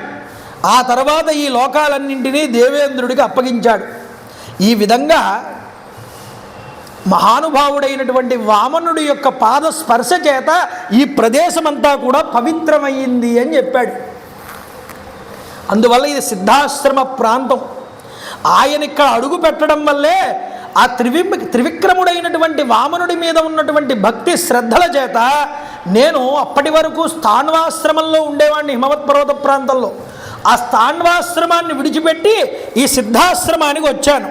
ఈ ప్రదేశాన్ని ఆశ్రమించి గొప్పదైనటువంటి తపస్సు చేయాలని అనుకుంటే విఘ్నాన్ని కలిగించారు ఈ రాక్షసులు వచ్చి నాకు. అందువల్ల నీ దగ్గరికి వచ్చి నిన్ను తీసుకొచ్చానయ్యా రామా అన్నాడు. రామ మరొక విషయం గుర్తుపెట్టుకోను ఆయన, ఏమిటి అంటే తద్ ఆశ్రమ పదం తాత తావాప్యేద యథా మమ. ఈ ఆశ్రమం నాకెంతో నీకు కూడా అంతే. అంటే అర్థం ఏమిటి? ఇది వరకు వామనుడి రూపంలో వచ్చి ఈ యొక్క ప్రదేశంలో నిలబడిన వాడివి నువ్వే, విష్ణుమూర్తిగా వచ్చి ఇక్కడ తపస్సు చేసింది నువ్వే. కాబట్టి నేను ఇక్కడ ఉండడం నాకెంత ముఖ్యమో నీది, ఈ యొక్క ప్రదేశం నీది అవడం కూడా అంతే ముఖ్యము. అప్పుడు ఇది నీది కూడా నాదే కాదు అన్న విషయాన్ని చెప్పాడు. అక్కడ చెప్పిన తర్వాత తం దృష్ట్వా మునయ సర్వే సిద్ధాశ్రమ నివాసిన. వీళ్ళు ఇలా మాట్లాడుకుంటూ వస్తూ ఉండగా దూరం నుంచి సిద్ధాశ్రమంలో ఉన్న మిగిలిన మునులందరూ చూశారు వీళ్ళని. గబగబ ముందరికి వెళ్ళి వాళ్ళని అర్ఘ్యపాద్యాదులన్నీ ఇచ్చి లోపలికి ఆహ్వానం చేశారు. విశ్వామిత్రుల వారిని రామలక్ష్మణుల్ని కూడా. కాసేపు విశ్రాంతి తీసుకున్నారట. విశ్రాంతి తీసుకున్న తర్వాత రామచంద్ర ప్రభు వారు విశ్వామిత్రుడితో అంటున్నారు. ఏమని అంటే అద్యైవ దీక్షాం ప్రవిశభద్రంతే మునిపుంగావ సిద్ధాశ్రమోయం సిద్ధ స్యాత్ సత్యమస్తు వచస్తవ. అయ్యా మహానుభావ, మీరు నేడే ఈరోజే దీక్షను స్వీకరించండి, మీ సంకల్పం నెరవేరుతుంది, రాక్షస సంహారం జరిగి తీరుతుంది, యజ్ఞం నిర్విఘ్నంగా జరిగి ఫలసిద్ధినిస్తుంది. కాబట్టి దీనికి సిద్ధాశ్రమము అనేటటువంటి నామము సార్థకతం అవుతుంది అని రాముడు చెప్పగానే ప్రశాంతంగా ఆ విశ్వామిత్రుల వారు మనశ్శాంతిని పొందారట. నిశ్చలమైన మనస్సుతో యజ్ఞదీక్షను స్వీకరించారు. ఆ రోజే యజ్ఞదీక్షను స్వీకరించిన తరువాత ఆ రోజు రాత్రంతా కూడా అగ్నిని ఉపాసన చేశాడు విశ్వామిత్రుడు. రామలక్ష్మణులు నిద్రించారు. ఉదయాన్నే లేచి స్నాన సంధ్యావందనాది అనుష్ఠానములన్నీ పూర్తి చేసుకుని విశ్వామిత్రుల వారి దగ్గరికి వచ్చి, అయ్యా ఈ రాక్షసులు ఎక్కడికి వస్తారు, వాళ్ళని మేము ఎప్పుడు చంపాలి, యజ్ఞం ఎక్కడ జరుగుతుంది, ఈ విషయాలన్నీ చెప్పండి అన్నారు. విశ్వామిత్రుడు మాట్లాడలేదు. పక్కనున్న ఋషులు అన్నారు, వాళ్ళు ఆనందించి, అయ్యా ఈ రోజు నుంచి అద్య ప్రభృతి షడ్రాత్రం రక్షతం రాఘవవ్యువాం దీక్షాం గతో హ్యేష ముని మౌనిత్వంచ గమిష్యతి. ఈ రోజు నుంచి 6 రోజుల పాటు యజ్ఞం జరుగుతుంది. ఈ 6 రోజులు కూడా విశ్వామిత్ర మహర్షి వారు మాట్లాడరు, మౌనవ్రతంలో ఉంటారు. కాబట్టి ఈ యజ్ఞం జరిగేటటువంటి సమయంలో ఈ యొక్క రాక్షసులు ఏ సమయంలోనైనా రావచ్చు. కాబట్టి మీరు యామరపాటు లేకుండా ఈ యజ్ఞం ఆశాంతం పూర్తయ్యేంత వరకు మీరు ఇక్కడ ఉండి ఈ యజ్ఞ సంరక్షణ చెయ్యండి అని వాళ్ళకి చెప్పారు. యజ్ఞం మొదటి రోజు పూర్తయింది, 2వ రోజు పూర్తయింది, 3వ రోజు పూర్తయింది, 5 రోజులు పూర్తయ్యాయి. రాక్షసులు ఎవరూ రాలేదు. యజ్ఞం 6వ రోజుకు చేరుకుంది. 6వ రోజుకు చేరగానే రామచంద్ర ప్రభు లక్ష్మణుని పిలిచి అన్నారు, ఆయన లక్ష్మణ, ఇది 6వ రోజు యజ్ఞం, ఇప్పటిదాకా రాక్షసులు ఎవరూ రాలేదు, ఇక మీదట వాళ్ళు వస్తారు, కాబట్టి చాలా జాగరూకులమై మనం యజ్ఞ సంరక్షణ చెయ్యాలి అని చెప్పారు. ఈ మాట చెప్పేలోపే ఆకాశం అంతా కూడా మేఘావృతమైపోయింది. కారు మబ్బులు వచ్చి చీకట్లు కమ్ముకున్నాయా అన్నట్లుగా అయిపోయింది. చూడండి, ఆవహనీయాగ్ని అంటారు. హోమం చేసేటప్పుడు ఆ అగ్ని వెలుగుతూ ఉంటుందిగా, దాన్ని ఆవహనీయాగ్ని అంటారు. ఈ ఆవహనీయాగ్ని ప్రజ్వలించింది, ఒక్కసారి భగ్గుమని మండింది. మండగానే చూడండి, ఒక్కసారి ఆకాశ మార్గం అంతా కూడా రాక్షసుల చేత నిండిపోయింది అన్నారు. తదా మాయాం వికుర్వాణం రాక్షసాభ్యాదవాత్ అభ్యదావతాం. వెంటనే ఆకాశం నుండి భయంకరమైనటువంటి మహాశబ్దములు బయలుదేరే. వర్షాకాలంలో ఆకాశంలో కమ్ముకున్నటువంటి మేఘాలు ఎలా ఉంటాయో ఆ విధంగా రాక్షసులు తమ యొక్క మాయని ప్రయోగిస్తూ వెంటనే పరుగున ఆకాశ మార్గంలోకి చేరుకున్నారు. మారీచుడు, సుబాహువు, వారి అనుచరులు అందరూ కూడా అక్కడికి చేరుకున్నారటండి. విపరీతమైన శబ్దాలు చేస్తున్నారు. ఆ వేదిక, యజ్ఞవేదిక ఉన్నటువంటి పరిసర ప్రాంతాలన్నింటినీ కూడా రక్తము చేత తడిపేస్తున్నారన్నారు. ఇలా ఉన్న సమయంలో రామచంద్ర ప్రభు వారి ఈ శబ్దాలు విన్నారు. పరిగెత్తుకుంటూ ముందరికి వెళ్ళి చూశారు. చూడగానే అల్లంత దూరంలో ఆకాశంలో రాక్షసులు కనిపించకుండా దాక్కుని యుద్ధం చేస్తున్నారు. ఆ యొక్క రక్తములన్నీ కూడా వర్షింపజేస్తున్నారు. లక్ష్మణుడి వైపు తిరిగి రామచంద్ర ప్రభు వారు అన్నారు, నాయనా లక్ష్మణ, పశ్య లక్ష్మణ దుర్వృత్తాన్ రాక్షసాన్ పిసితాశవాన్ మానవాస్త్ర సమాధూతాన్ అవిలేన యదానఘా.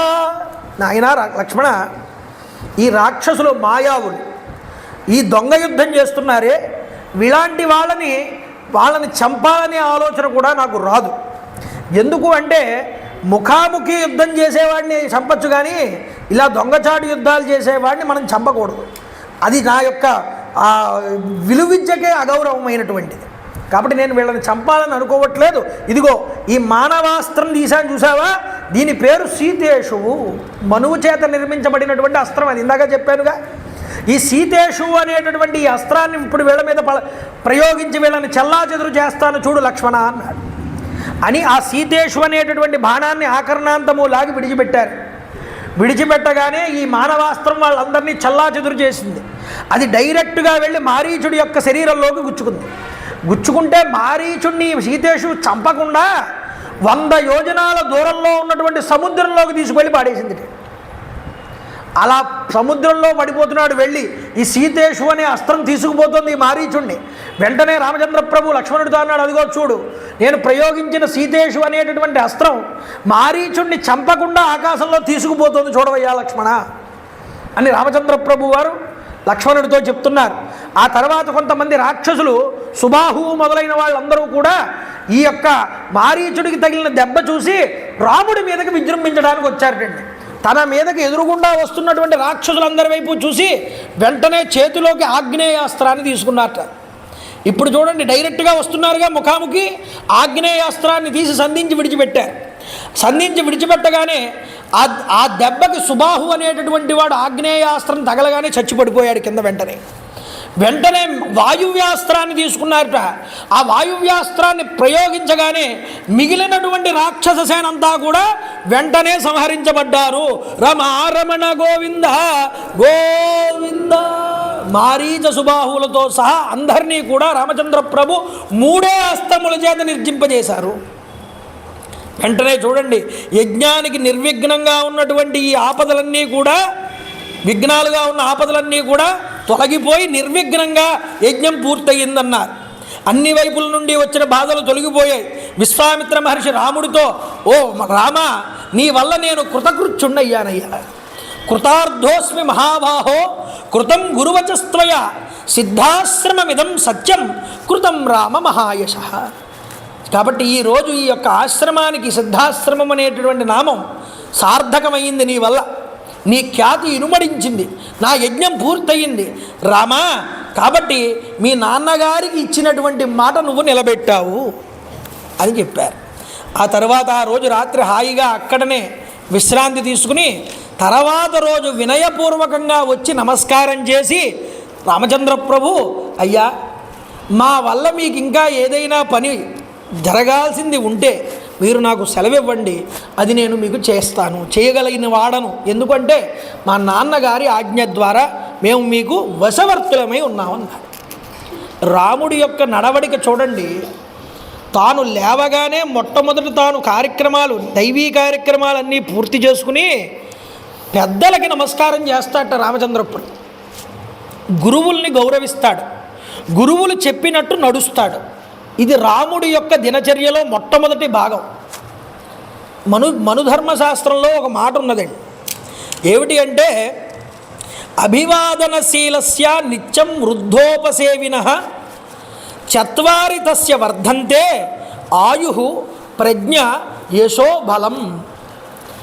నీకన్నా పెద్దవారు కనిపించినప్పుడు వాళ్ళకి నమస్కారం చేసి గౌరవించడం, నీ గురువులు చెప్పినట్లుగా నువ్వు నడుచుకోవడం, తల్లిదండ్రుల్ని ఆదరించడం, ఇవి ఉన్నాయే, ఇలా నువ్వు పాటించడం వల్ల ఏం జరుగుతుంది అని అంటే వాళ్ళకి 4 కలుగుతాయిటండి. ఏమిటా 4 అన్నారు? ఆయుష్ పెరుగుతుందిట మొట్టమొదటి, 2 ప్రజ్ఞ పెరుగుతుందిట, యశస్సు పెరుగుతుందిట, బలం పెరుగుతుందిట. ఈ 4 కలుగుతాయి పెద్దల్ని గౌరవించడం వల్ల. రాముడు ఏం చేశాడు?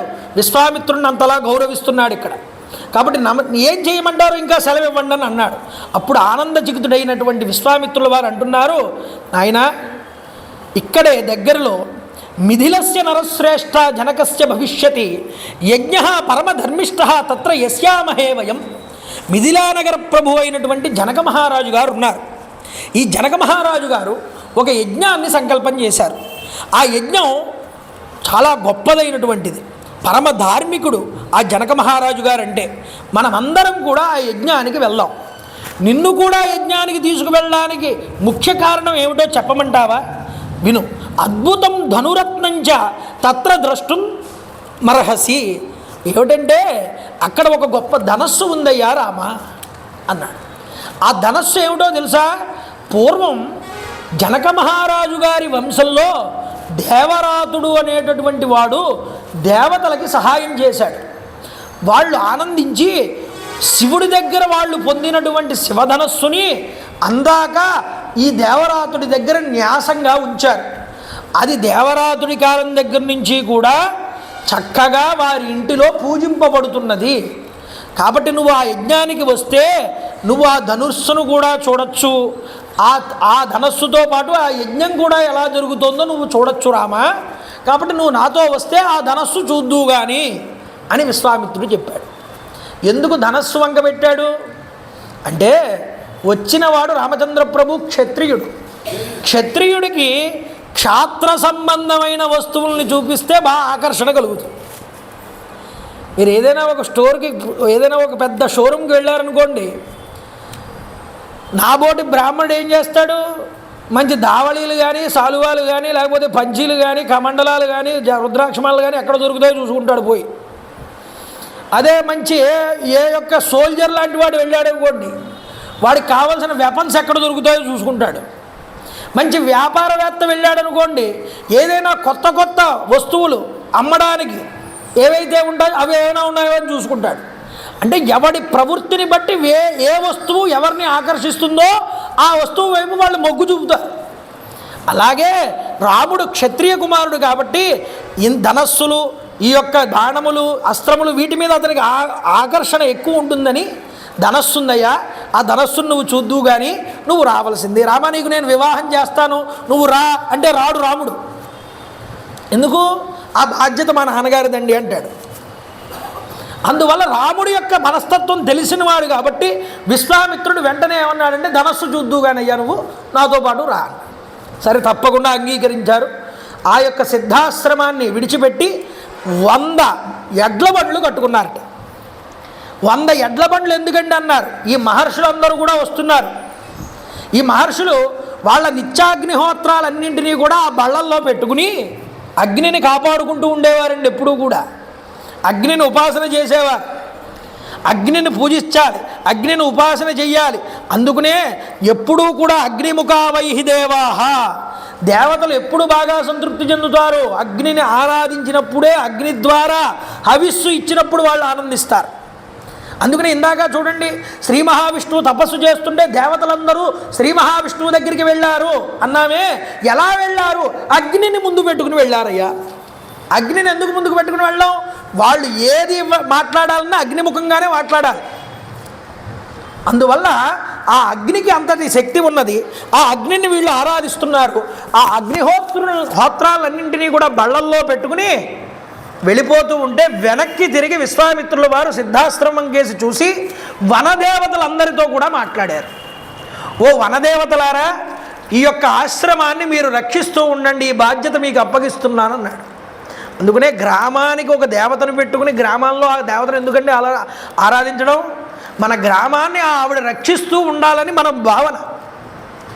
ఆ రక్షించే విధానంలో విశ్వామిత్రుడు కూడా వనదేవతలందరికీ కూడా చెప్పాడు, ఈ ఆశ్రమ ప్రాంతాన్ని రక్షిస్తూ ఉండండి.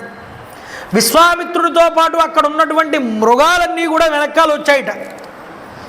ఎలాంటి వాడు విశ్వామిత్రుడు అంటే, ఇటు పక్క ఒక పిల్లి కూన, ఇటు పక్క ఒక పులి కూన, ఇటు ఒక పాము, ఇటు పక్క మరొక కుందేలు, ఇలాగా కొన్ని విరోధ జంతువులు కూడా స్నేహంగా ఆశ్రమంలో ఉండేవిటాయి. దేనివల్ల? ఆ తపశ్శక్తి వల్ల. విశ్వామిత్రుడు వెనకాల వస్తున్న ఈ యొక్క జంతువులన్నీ కూడా ఆయన వెనక్కి తిరిగి అన్నాడు, ఇక్కడ దాకా వచ్చింది చాలు, మీరు వెనక్కి వెళ్ళండి అన్నాడు. అవన్నీ వనంలోకి వెళ్ళిపోయాయి. అప్పుడు రాముడు, లక్ష్మణుడు, మిగతా ఋషులు అందరూ కూడా నడుస్తూ ఎక్కడికి చేరుకున్నారు? మిథిలకి వెళ్తున్నారు. వీళ్ళు ఎక్కడున్నారు? గంగా నదికి దక్షిణం దిక్కులో ఉన్నారు. ఇప్పుడు గంగకి ఉత్తరం వైపు హిమవత్ పర్వత ప్రాంతానికి దగ్గరగా ఉంది మిథిలా నగరం. ఇప్పుడు నేపాల్ అంటున్నాంగా, అక్కడ ఉండేది కాఠ్మాండు ప్రదేశం దగ్గర. అయితే అక్కడికి వెళ్ళాలి. వెళ్తూ మధ్యలో సోనా నది అనేటటువంటి ఒక నది వచ్చింది. ఆ నదీ పరివాహక ప్రాంతం దగ్గరికి చేరుకున్నారు. చేరుకుని అక్కడ ప్రకృతి ప్రదేశాన్ని అంతటినీ చూసి చాలా ఆహ్లాదకరంగా ఉంది, ఈరోజు రాత్రి ఇక్కడే విశ్రమిద్దామని ఆ సాయంత్రం అక్కడ వాళ్ళు ఆసీనులైతే రామచంద్ర ప్రభువు వారు అడిగారు విశ్వామిత్రుడు, అయ్యా, ఈ సోనానదము ప్రవహించేటటువంటి ఈ ప్రదేశం దట్టమైనటువంటి వృక్షములతో శోభిల్లుతున్నది, ఈ ప్రదేశం ఎవరిది? ఈ విషయాన్ని నేను వినగోరుతున్నాను, ఈ ప్రదేశం గురించి చెప్పండి అన్నాడు రామచంద్ర ప్రభువు వారు. ప్రశ్న అడగడం తెలియాలండి శిష్యుడికి. గురువు ఆనందిస్తాట, వీడు అడిగే ప్రశ్న చాలా గొప్పది అని తన దగ్గర ఉన్నటువంటి ఎన్నో విషయాలు పంచుకుంటాడు శిష్యుడితో. ఇప్పుడు విశ్వామిత్రుడు అన్నాడు, అయ్యా, ఈ ప్రదేశం గురించి నీకు తెలియాలి అంటే మా వంశం యొక్క చరిత్ర నీకు తెలియాలన్నాడు విశ్వామిత్రుడు గారు. చూడండి, బ్రహ్మయో నిర్మహాని కుశోనామ మహాతప ఆక్లిష్ట వ్రతధర్మజ్ఞ సజ్జన ప్రతిపూజక. పూర్వం కుశుడు అనేటటువంటి మా వంశానికి మూల పురుషుడు ఒక ఆయన ఉండేవాడు. ఆయన బ్రహ్మగారి మానసపుత్రుడు, అయోనిజుడు, మంచి ధర్మాత్ముడు. ఆయన వైదర్భి అనేటటువంటి ఆమె యందు నలుగురు పుత్రుల్ని పొందాడు.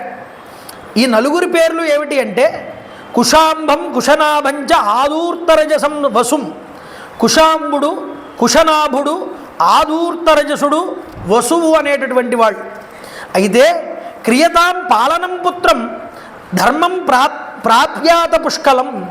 ఒకరోజు తండ్రి గారు వీళ్ళ నలుగురు కొడుకుల్ని కూడా పిలిచారట. పిలిచి, నాయన, నా యొక్క రాజ్యాన్ని మీరు నలుగురు కూడా ఏలుకోండి అని చెప్పి, ఎందుకు ఇలా ఏలుకోమంటున్నాను అంటే, ఎవరి రాజ్యాన్ని వాళ్ళు సొంతంగా ఏలుకునేటటువంటి స్థితి కనుక వస్తే ఆ రాజ్యముల యందు ధర్మం అనేటటువంటిది పరివిడవిల్లుతుంది అని ఒక మాట చెప్పారు. అందుకనే ఈ యొక్క రాజ్యాన్ని మీకు ఇచ్చేస్తున్నాను. మీరు నలుగురికి 4 రాజ్యాలని ఏర్పాటు చేస్తున్నాను. ఈ 4 రాజ్యాలు ఏమిటి అంటే, కుశాంబుడికి కౌశాంబి అనేటటువంటి రాజ్యాన్ని, కుశనాభుడికి మహోదయము అనేటటువంటి రాజ్యాన్ని, ఆదూర్తరజసుడికి ధర్మారణ్యము అనేటటువంటి నగరాన్ని, వసువుకి గిరివ్రజము అనేటటువంటి నగరాన్ని నిర్మింపచేసి ఇచ్చాట. అయితే ధర్మశాస్త్రమునందు ఒక మాట ఉన్నది, ఊర్ధ్వం విదుశ్చ మాతుశ్చ సమేత్య భ్రాతరస్సహ భజేరన్ పైతృకం రిక్తం అనీసాస్తేహి జీవతః. తల్లిదండ్రులు బ్రతికి ఉండగా ఆస్తి హక్కు అనేటటువంటిది పిల్లలకి రాదుటండి. అయితే ఏమిటి అంటే, ఒకవేళ ధర్మాచరణ చెయ్యండి అనేటటువంటి ఉద్దేశ్యంతో తల్లిదండ్రులే కనుక కొడుకులకి కనుక రాజ్యాన్ని ఇస్తే దాన్ని తీసుకుని స్వీకరించవచ్చు అని ధర్మశాస్త్రం చెప్పింది. కాబట్టి ఒక మాట చెప్పారు శాస్త్రంలో, గుర్తుపెట్టుకోండి మీరందరూ కూడా. తల్లికి కనుక సేవ చేస్తే లోకంలో ఎవడైతే తల్లికి సేవ చేస్తాడో వాడు ఈ లోకంలో ఉన్న సుఖాలన్నింటినీ పొందుతాడు. తండ్రి యందు భక్తి కలిగి తండ్రికి సేవ చేసి పితృవాక్య పరిపాలన, తండ్రి గారి మాటకి ఎవడైతే విలువ ఇస్తాడో వాడు స్వర్గలోకాన్ని పొందుతాడు. గురువు గారి మాటకి గౌరవాన్నిచ్చి గురువుకు ఎవరైతే సేవ చేస్తారో వాళ్ళు బ్రహ్మలోకాన్ని పొందుతారు అని చెప్పింది శాస్త్రం. అయితే ఈ ముగ్గురిని ఎవడైతే పూజించడో వాడికి ఎటువంటి ఫలితాలు రాకపోగా అధోగతులు పాలవుతాడయ్యా అని కూడా చెప్పింది. కాబట్టి వీళ్ళు తల్లిదండ్రుల మాటని శిరసా వహించి వాళ్ళ మాట మేరకు 4 రాజ్యాలు స్వీకరించారు. అందులో కుశనాభుడు అనేటటువంటి ఒక మహానుభావుడు ఉన్నాడు. ఆయన పరమధర్మాత్ముడు. గురుతాచి అనేటటువంటి స్త్రీ యందు 100 కన్యల్ని పొందాడయ్యా. అంటే 100 మంది కూతుళ్ళు అతనికి. ఈ అందగత్తెలు 100 మంది కూడా చాలా అందంగా ఉండేవారు. వీళ్ళ 100 మందిని కూడా కంటికి రెప్పలా చూసుకుంటున్నాడు తండ్రి, పెంచి పోషిస్తున్నాడు. తండ్రి గారంటే పరమ గౌరవం ఈ 100 మందికి కూడా. తండ్రి గారు ఒక మాట చెప్తే దానికి ఎప్పుడూ కూడా శిరసా వహించేవారు. అయితే ఒకరోజు వీళ్ళు ఏం చేశారంటే ఒక ఉద్యానవనానికి వెళ్ళారు. ఈ ఉద్యానవనంలో ఆడుకుంటున్నారు ఈ 100 మంది అమ్మాయిలు కూడా. వాయుదేవుడు చూశాడు వీళ్ళని. వాయుదేవుడు వీళ్ళని చూడగానే వీళ్ళ మీద ఆయనకి కోరిక కలిగి వాళ్ళ దగ్గరికి వచ్చి ఏమంటున్నాడంటే, తా సర్వగుణ సంపన్న రూపయవ్వన సంయుతా దృష్ట్వా సర్వాత్మకో వాయు ఇదం వచనమబ్రవీత్ అహం వహ కామయే సర్వ భార్యా మమ భవిష్యథ. మీరందరూ కూడా నాకు భార్యలు కండి అని అడిగాడు. మిమ్మల్ని అందరినీ నేను స్వీకరిస్తా, మిమ్మల్ని అందరినీ నేను ఇష్టపడుతున్నానన్నాడు. మానుషస్త్యజతాం భావో దీర్ఘమాయురవాప్స్యద. ఈ మానవుడి యొక్క జీవితం అనేటటువంటిది చాలా చిన్నది. వీడు మహా అయితే 100 సంవత్సరాలు బతుకుతాడు, ఆ తర్వాత శరీరాన్ని విడిచిపెట్టాలి. అదే మేమైతే మేము దేవతలం, నిత్యము కూడా యవ్వనంలో ఉంటాం. కాబట్టి నన్ను మీరు వివాహం చేసుకుంటే మీకు దేవతా శక్తులు వస్తాయి, మీరు దేవతలు కావచ్చు. అప్పుడు ఈ శరీరం శాశ్వతంగా ఉంటుంది, సకల సుఖాలు భోగాలు అనుభవించవచ్చు. చూడండి, మన ధార్మికమైనటువంటి పురాణాలు కథలే మనకి సకల విషయాలు బోధిస్తాయి. ఒక్క మానవుడు తలుచుకున్నాడా దేవతలకి కూడా దుర్లభమైనటువంటి పరబ్రహ్మ స్థితిని పొందగలడు. అదే మానవుడు దారుణమైనటువంటి స్థితికి వెళ్ళిపోగలడు వాడి ఆచరణ వల్ల. ఎక్కడొస్తోంది? మానవుడు తాను పొందేటటువంటి సంస్కారం వల్ల వస్తుంది తేడా అంతా కూడా. వాడు మంచి వ్యక్తులతో సత్సాంగత్యం చేసి ముముక్ష భావన పొంది సత్పురుషుల స్నేహం వల్ల తప్పకుండా భగవంతుణ్ణి పొందవచ్చు ఈ మానవ జన్మలో. కానీ మోక్షం పొందే అర్హత దేవతలకి లేదండి. ఇది గుర్తుపెట్టుకోవాలి. దేవతలు కూడా క్షీణించిపోతే పుణ్యం భూమి మీద వచ్చి పడాలి. క్షీణే పుణ్యే మర్చలోకం విశంతి. అందువల్ల దేవతకి కూడా ఆఖరి భూలోకమే గతి. ఈ మనుష్యుడై ఎంతో సాధించవచ్చు. ఆ సాధించేటటువంటి ఆలోచన వాయుదేవుడికి లేదు. ఇక్కడ ఈ కుశనాభుడి యొక్క కూతుర్లకి ఉన్నది. ఇది తేడా. అందుకనే వాయుదేవుడు ఏమంటున్నాడు? ఈ శరీర సుఖాలు అనుభవించడానికి ఈ దేహం ఉపయోగపడుతుందంటున్నాడు. కానీ వీళ్ళు అంటున్నారు, ఏమయ్యా మహానుభావ, సమస్త ప్రాణులలో ప్రాణరూపంలో ఉండేటటువంటి వాడివి, సంచరించేవాడివి నువ్వు, నీ ప్రభావాన్ని మేము బాగా ఎరుగుదాం, ఎందుకు మమ్మల్ని నువ్వు అవమానిస్తున్నావు అని అడిగారు వాడు. అవమానించడం అంటే అర్థం ఏమిటి? ఒక స్త్రీ దగ్గరికి వెళ్ళి నేను నిన్ను వివాహం చేసుకుంటాననేటటువంటి హక్కు పురుషుడికి లేదన్నా. స్త్రీకి వివాహం చేసేటటువంటి హక్కు ఎవరికి ఇచ్చారు అంది ధర్మశాస్త్రం. ధర్మం అడుగు తీసి అడుగు వేస్తే ధర్మం చెప్తుందండి రామాయణం. స్త్రీకి వివాహం చేసేటటువంటి హక్కు మొట్టమొదట పిత, తండ్రికి ఉన్నది అంటారు. దురదృష్టవశాత్తు ఆ పిల్లకి కనుక తండ్రి లేకపోతే పితామహ, తాతగారికి ఉందిట ఆవిడికి వివాహం చేసే హక్కు. ఒకవేళ తాతగారు కూడా లేరు, అప్పుడు ఎవరికి ఇచ్చారయ్యా? భ్రాత, సోదరుడికి ఉన్నదిట. సోదరుడు కూడా లేడు, ఆవిడ అక్కడే కూతురు అనుకోండి, తాతగారు లేరు, తండ్రి లేడు, అప్పుడు ఎవరికి ఉంది ఈ బాధ్యత అన్నారు? సకుల్యో, అంటే దగ్గర చుట్ట బంధువు ఎవడైతే ఉన్నాడో వాడికి ఇచ్చారు. వాడికి అధికారం ఉన్నది. లేకపోతే బంధువు కూడా ఎవరో లేకపోతే ఆఖరిని ఇచ్చారు ఎవరికి? తల్లికి. అప్పుడుంది తల్లికి అర్హత. కన్యాప్రద పూర్వనాశే ప్రకృతిస్థ పరపర. ఆ కన్యాదానం చెయ్యగలిగేటటువంటి అర్హత ఈ విధంగా ఉన్నదయ్యా అని చెప్పారు. కాబట్టి నువ్వు మమ్మల్ని వివాహం చేసుకోవాలని నువ్వు అంటున్నావు, అది ఎవరిని అడగాలి నువ్వు? మాకున్నదా? వరుణ్ణి ఎంచుకునేటటువంటి అర్హత మాకు లేదు. వరుణ్ణి ఎంచుకోవలసినటువంటి అర్హత మా తండ్రికి ఉన్నది. నువ్వు మమ్మల్ని అవమానిస్తున్నావు ఇలా అడిగి అన్నారు వాళ్ళు. అంటే ఒక తండ్రి సక్రమంగా తన యొక్క సంతానాన్ని ఎంతో ప్రేమతో పెంచుకుంటే ఆ సంతానానికి ఆ తండ్రి యొక్క గొప్పతనం అర్థమైతే ఆ సంతానం యొక్క తీరు, ఆ యొక్క నడవడిక ఎంత గొప్పగా ఉంటుందో కుశనాభుడి యొక్క కూతుర్ల యొక్క రూపంలో మనకు చూపిస్తున్నారు. అందుకనే సంతానాన్ని అంతటి జాగ్రత్తగా, అంతటి ప్రేమగా, అంతటి విలువలతో కుశనాభుడు ఇక్కడ పెంచి చూపించాడు మనకి. అది తెలుసుకోవాలి మనం. కాబట్టి మా నాన్నగారు మా కోసం ఇంత కష్టపడుతున్నారు, మా నాన్నగారికి మేమంటే ఇంత ప్రేమ, మా నాన్నగారు చెప్పిందే మాకు శిరోధార్యం అనే తండ్రిలాగా నువ్వు మారు, అలా తల్లిలాగా నువ్వు ప్రవర్తించు. నీ సంతానాన్ని దగ్గరికి చేరది, నీ సంతానంతో కొంత సమయాన్ని వెచ్చించు రోజులో. నీ సంతానం తక్కువగా ఆలోచించదండి. తల్లిదండ్రులు చూపించే ప్రేమని బట్టి సంతానం యొక్క నడవడిక ఆధారపడి ఉంటుంది. తల్లిదండ్రులు చూపించే ఆప్యాయతని అర్థం చేసుకుంటారు పిల్లలు. మన నడవడికని చూస్తారు, మనం ఎలా ప్రవర్తిస్తున్నామో వాళ్ళతో అర్థం చేసుకుంటారు. వాళ్ళ కోసం మనం ఎంత త్యాగం చేస్తున్నామో వాళ్ళకి అర్థం చేసుకోగలరు. కానీ మనం అవన్నీ నిర్లక్ష్య ధోరణిలో ప్రవర్తించి బాహ్య సుఖాల మీద, బాహ్య ధన సంపాదన మీద వెంపర్లాడి కుటుంబాన్ని కూడా పట్టించుకోలేనటువంటి స్థితి, దౌర్భాగ్యం ఈరోజు ఏర్పడుతున్నందుకు పిల్లలు వాళ్ళ యొక్క స్వేచ్ఛని, వాళ్ళ యొక్క ఆనందాన్ని వాళ్ళు వెతుక్కుంటున్నారు బయటికి వెళ్ళి. ఇది గుర్తుపెట్టుకోవాలి మనందరం. ఎక్కడ వస్తోంది లోపం? ముందు మన దగ్గర నుండే ప్రారంభమవుతోంది. కాబట్టి మమ్మల్ని అవమానించద్దయ్యా నువ్వు అన్నారు వాడు. కాబట్టి మేము తలుచుకుంటే నువ్వు ఇలా మాతో అసభ్యంగా ప్రవర్తించినందుకు ఇప్పుడే నిన్ను శపించగలం. కానీ మేము ఆ పని చెయ్యమన్నారు. ఈ మాట అంటే ఆయనకు కోపం వచ్చింది.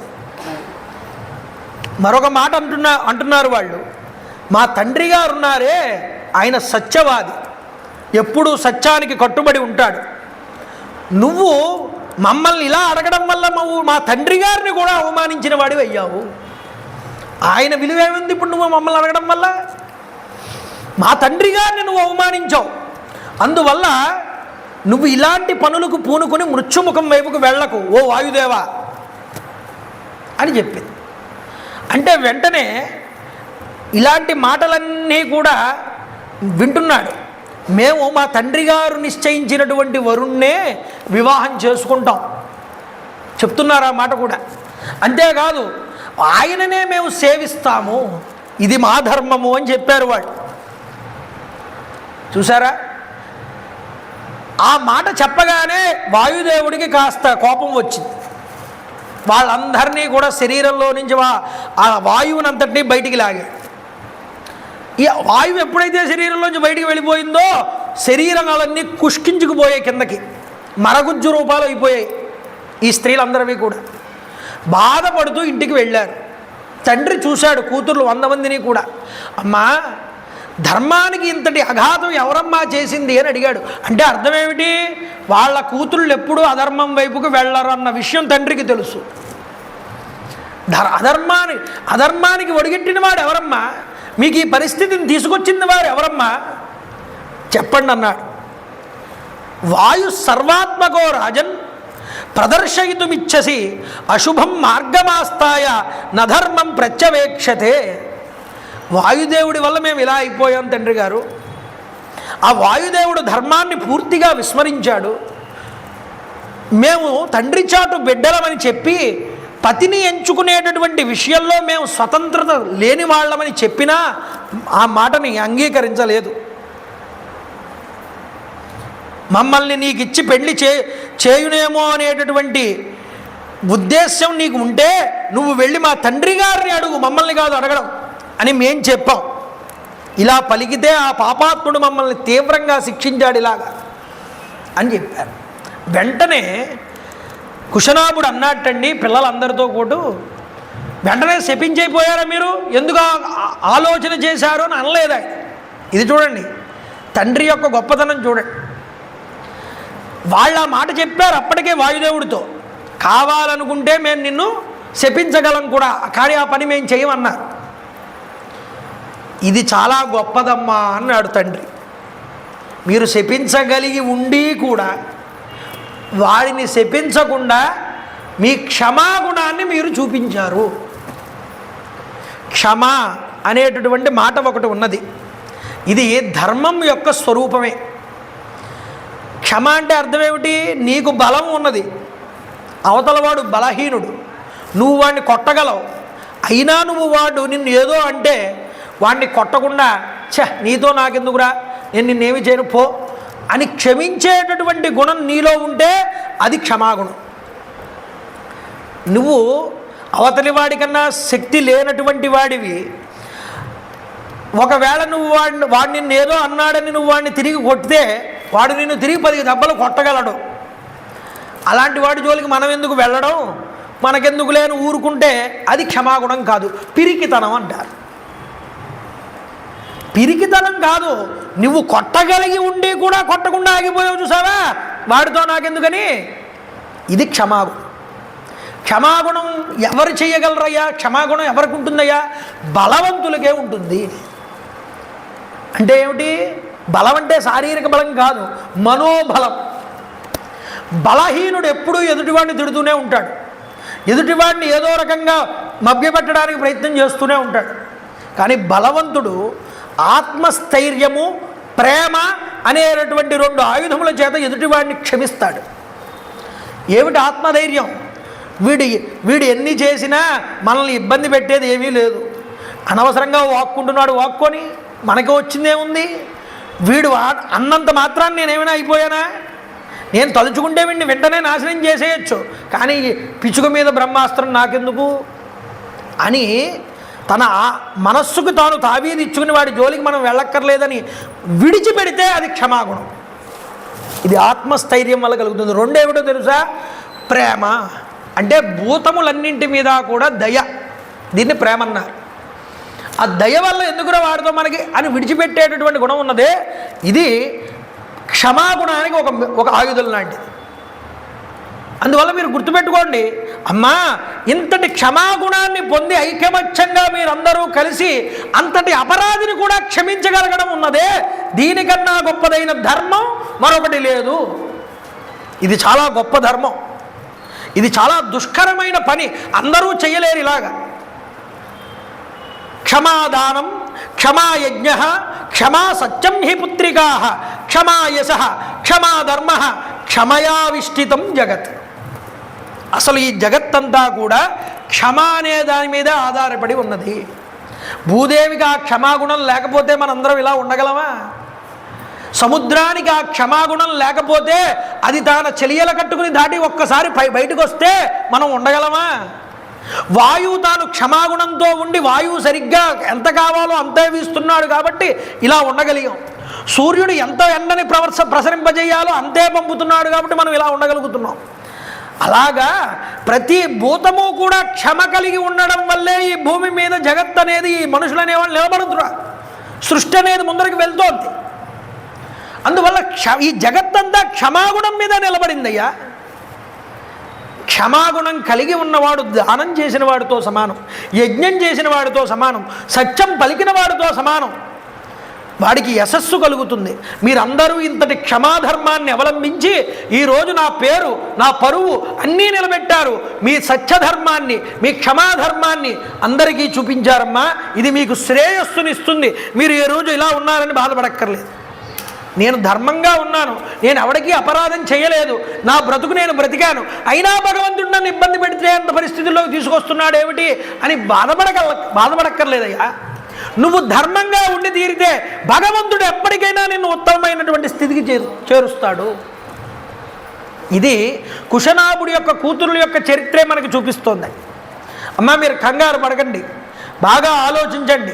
మీరు మంచి పనే చేశారు కాబట్టి మీ వివాహానికి ఎటువంటి ఇబ్బంది ఉండదని మంత్రులతో ఆలోచిస్తున్నాడు, ఎవరినిచ్చి వివాహం చేయాలి కూతురుల్ని అని. చూళి అని ఒక మహర్షి వారు ఉన్నారు, ఆయన గొప్ప తపస్సు చేశాడు. సోమధ అనేటటువంటి ఆవిడ ఒక అప్సరస. ఆ సోమధ అనేటటువంటి గంధర్వ స్త్రీ ఈయనకి ఉపచారాలు చేస్తూ ఉండేది. ఊర్మిళ యొక్క కూతురు ఆవిడ. ఈ సోమధ అనేటటువంటి ఆవిడ సేవ చేస్తూ ఉండగా ఈవిడ సేవకి సంతోషించి చూళి అనేటటువంటి మహర్షి, అమ్మా ఏం వరం కావాలో కోరుకో అన్నాడు. కోరుకో అంటే ఆవిడన్నది, అయ్యా నీ సేవ చేసి ఇన్నాళ్ళు నేను తరించాను, నేను ఎవరికీ భార్యని కావాలి అని అనుకోవట్లేదు, కాబట్టి నాకు సంతానం పొందాలనే ఉద్దేశ్యం కూడా లేదు, కానీ నువ్వు నన్ను అనుగ్రహిస్తే కనుక నాకు బ్రహ్మజ్ఞానం కలిగినటువంటి ఒక కుమారుణ్ణి ప్రసాదించు అని అడిగి. ఆవిడ ఉద్దేశ్యం అర్థమైంది ఋషికి. చూళి మహర్షి తన మనస్సంకల్పం చేత ఒక కుమారుణ్ణి పుట్టించి ఇచ్చాడు. ఎలా కుదురుతుందండి? మనకి కుదరదు. శరీర సంపర్కం లేకపోతే మనం పిల్లల్ని పుట్టించలేం. కానీ యోగులకి, సిద్ధులకి, దేవతలకి, మహర్షులకి అది సాధ్యమవుతుందన్నారు. ఎలాగా? స్పర్శేన వాచ సంకల్పాత్ ఇది ఘర్షణాత్. మాట నీకు సంతానం కలుగుతుందంటే కలుగుతుందిటండి. ఇది మాట అంటే అలా అంటే జరుగుతుందిట. వాళ్ళు కాదు, ఇలా ముట్టుకుంటే సంతానం కలుగుతుందిట. ఆ యోగులు అలా చేస్తారట. లేదండి, వాళ్ళు మనస్సుతో సృష్టిస్తారట. లేదు, ఏ యొక్క వస్తువు నుండైనా బిడ్డను తీసుకురాగలరు బయటికి. లేదు, శరీరం ద్వారా కూడా పిల్లల్ని ఇవ్వగలరు. ఇన్ని రకాలుగా సృష్టి చేయగలిగిన శక్తి దేవతలకి, ఋషులకి, యోగులకి, సిద్ధులకి ఉన్నది. మహాభారతం అనుశాసనిక పర్వంలో ఉన్నటువంటి మాట, వ్యాసుల వారు ఆ యొక్క కుంతీదేవితో చెప్పినటువంటి మాట. మీరు కావస్తే చూసుకోవచ్చు. అనుశాసనిక పర్వం తీసుకుని ఆ యొక్క వానప్రస్థాశ్రమానికి వెళ్ళిపోతున్న కుంతీదేవితో వ్యాసుల వారు చెప్పినటువంటి మాట. కాబట్టి యోగులకి ఆ శక్తి ఉంటుంది. ఈయన మహర్షి నేను నీకు అనుగ్రహిస్తున్నానని మనస్సు ద్వారా ఒక పిల్లవాడిని సృష్టించి ఇచ్చాడు. చూడండి, బ్రహ్మ తేజస్సుతో పుట్టి బ్రహ్మజ్ఞానంతో పుట్టాడు కాబట్టి ఇతన్ని బ్రహ్మదత్తుడు అని పిలుచుకుంది ఆవిడ. ఈ బ్రహ్మదత్తుడికి ఇచ్చి వివాహం చేయాలని సంకల్పం జరిగింది. ఎందుకు? ఈ బ్రహ్మదత్తుడు కాంపీల్యపురం అనేటటువంటి రాజ్యాన్ని పరిపాలన చేస్తున్నాడు. అప్పుడు ఈ బ్రహ్మదత్తుడికి ఇచ్చి వివాహం చేద్దాం అనుకుంటే బ్రహ్మదత్తుడు వాళ్ళ తల్లిగారు అంగీకరించారు. బ్రహ్మదత్తుడు వచ్చాడు, వివాహం చేస్తున్నారు, ఒక్కొక్కరికి పాణిగ్రహణం చేస్తున్నారు. 100 మంది పాణిగ్రహణం చేయగానే పూర్వం ఏ విధంగా అయితే వీరు అందగత్తెలుగా ఉండేవారో ఆ రూపాలన్నీ మళ్ళీ తిరిగి వచ్చాయండి. చూడండి ఎంత గొప్పదైనటువంటి వైభవమో. వాళ్ళ తండ్రి గారి యొక్క ధర్మం వైపు నడుచుకుని ధర్మంతో క్షమాగుణాన్ని కలిగి ఉన్నటువంటి ఈ స్త్రీలకి వాళ్ళ తండ్రి గారు చూపించినటువంటి పురుషుణ్ణి వివాహం చేసుకోగానే ఆ ధర్మ ఫలితం వల్ల ఆ మరగుజ్జు రూపాలు పోయి నూతనమైన శరీరాలు వచ్చాయి. గర్వపడింది ఎవరో తెలుసా? కుశనాభుడు కాదు గర్వపడింది బ్రహ్మదత్తుడి యొక్క తల్లి. నా మాట విని నా మాట మీద విశ్వాసం ఉంచి నా కొడుకు ఈ కుబ్జలైనా సరే వీళ్ళని వివాహం చేసుకోవడానికి ఒప్పుకున్నాడు. నా కొడుకు ధర్మం. కుశనాభుడి యొక్క కూతుర్లు తండ్రి గారి యొక్క క్రమశిక్షణ యందు నడుచుకున్నటువంటి వారు. ఆయన ఎలా చెప్తే వాళ్ళు అలా నడుచుకున్నారు. అందువల్లే నా కుమారుడికి వివాహం చేసుకోగానే వీళ్ళ రూపాలు వీళ్ళకి వచ్చాయని గర్వపడింది ఆవిడ. వాళ్ళందరినీ కూడా కుశనాభుడు వారి యొక్క కాపురాలు చేసుకోవడానికి ఆయనకి ఇచ్చి పంపించాడయ్యా. కానీ కుశనాభుడికి సంతానం లేదు. ఈ సంతానం లేకపోవడం వల్ల ఏ సంతానం? పుత్ర సంతానం. ఇప్పటివరకు ఆడపిల్లలే ఉన్నారు కానీ మగపిల్లల సంతానం లేరు.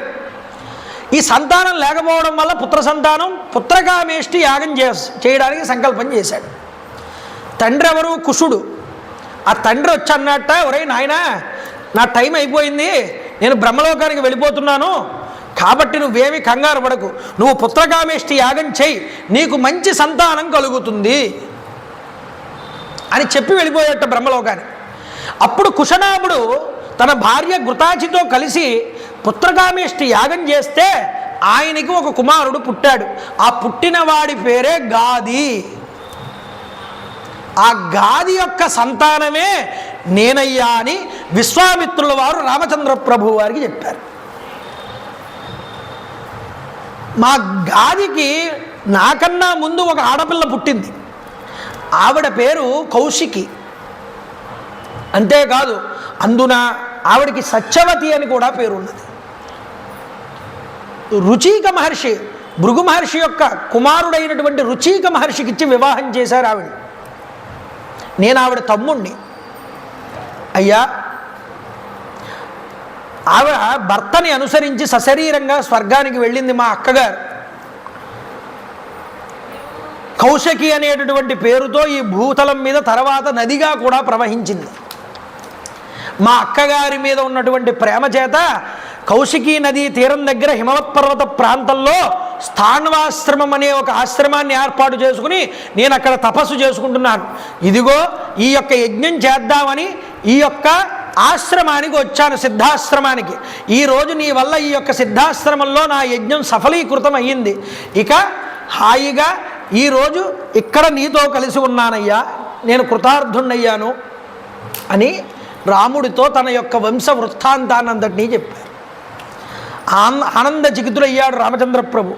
నాయన రామ, కథాప్రసంగంలో రాత్రి కొంత గడిచింది, రేపటికి మన ప్రయాణం ఇబ్బంది లేకుండా ఇక మనం అందరం నిద్రిద్దామన్నారు విశ్వామిత్రుల వారు.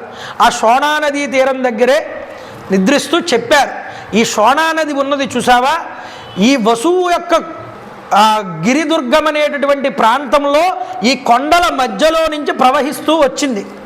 ఇది తూర్పు నుంచి పడమర వైపుకు ప్రవహిస్తున్నది. ఈ నది ఈ యొక్క గిరివ్రజాన్ని అంతటినీ కూడా సస్యశ్యామలం చేస్తున్నదయ్యా ఈ శోణానది అని చెప్పారు. రామ, ఒక్కసారి చూడబోయి ఆ ఇసుక తిన్న మీద పడుకున్నారు అందరూ, ఋషులందరూ వరుసగా. విశ్వామిత్రుల వారు రామచంద్ర ప్రభు పక్కన పడుకున్నారు. ఆయన రాముడితో మాట్లాడుతున్నారు, ఆకాశం కేసి చూస్తూ పడుకుని. చెట్లు ఏమాత్రము కూడా కదలట్లేదు రామ, మృగములు పక్షులు అన్నీ ఎక్కడికక్కడ నిద్రలో మునిగిపోయి ఉన్నాయి. రాత్రి అవడం వల్ల దిక్కులందంతటా కూడా చీకట్లు కమ్ముకున్నాయి. తిన్నగా సంధ్యాకాలం అనేటటువంటిది ముగుస్తున్నది. అశ్విని మొదలైనటువంటి తారలతో ఇతర నక్షత్రములతో వ్యాప్తమైనటువంటి ఆకాశం జ్యోతిర్మయమై కనిపిస్తున్నది. రామచంద్ర చూడు, తన చల్లని కిరణముల చేత లోకములన్నీ చీకట్లన్నింటినీ పాలద్రోలేటటువంటి చంద్రుడు వెన్నెల కాంతులతో సమస్త ప్రాణుల యొక్క మనస్సును కూడా ఆహ్లాదాన్ని కురిపిస్తున్నాడు.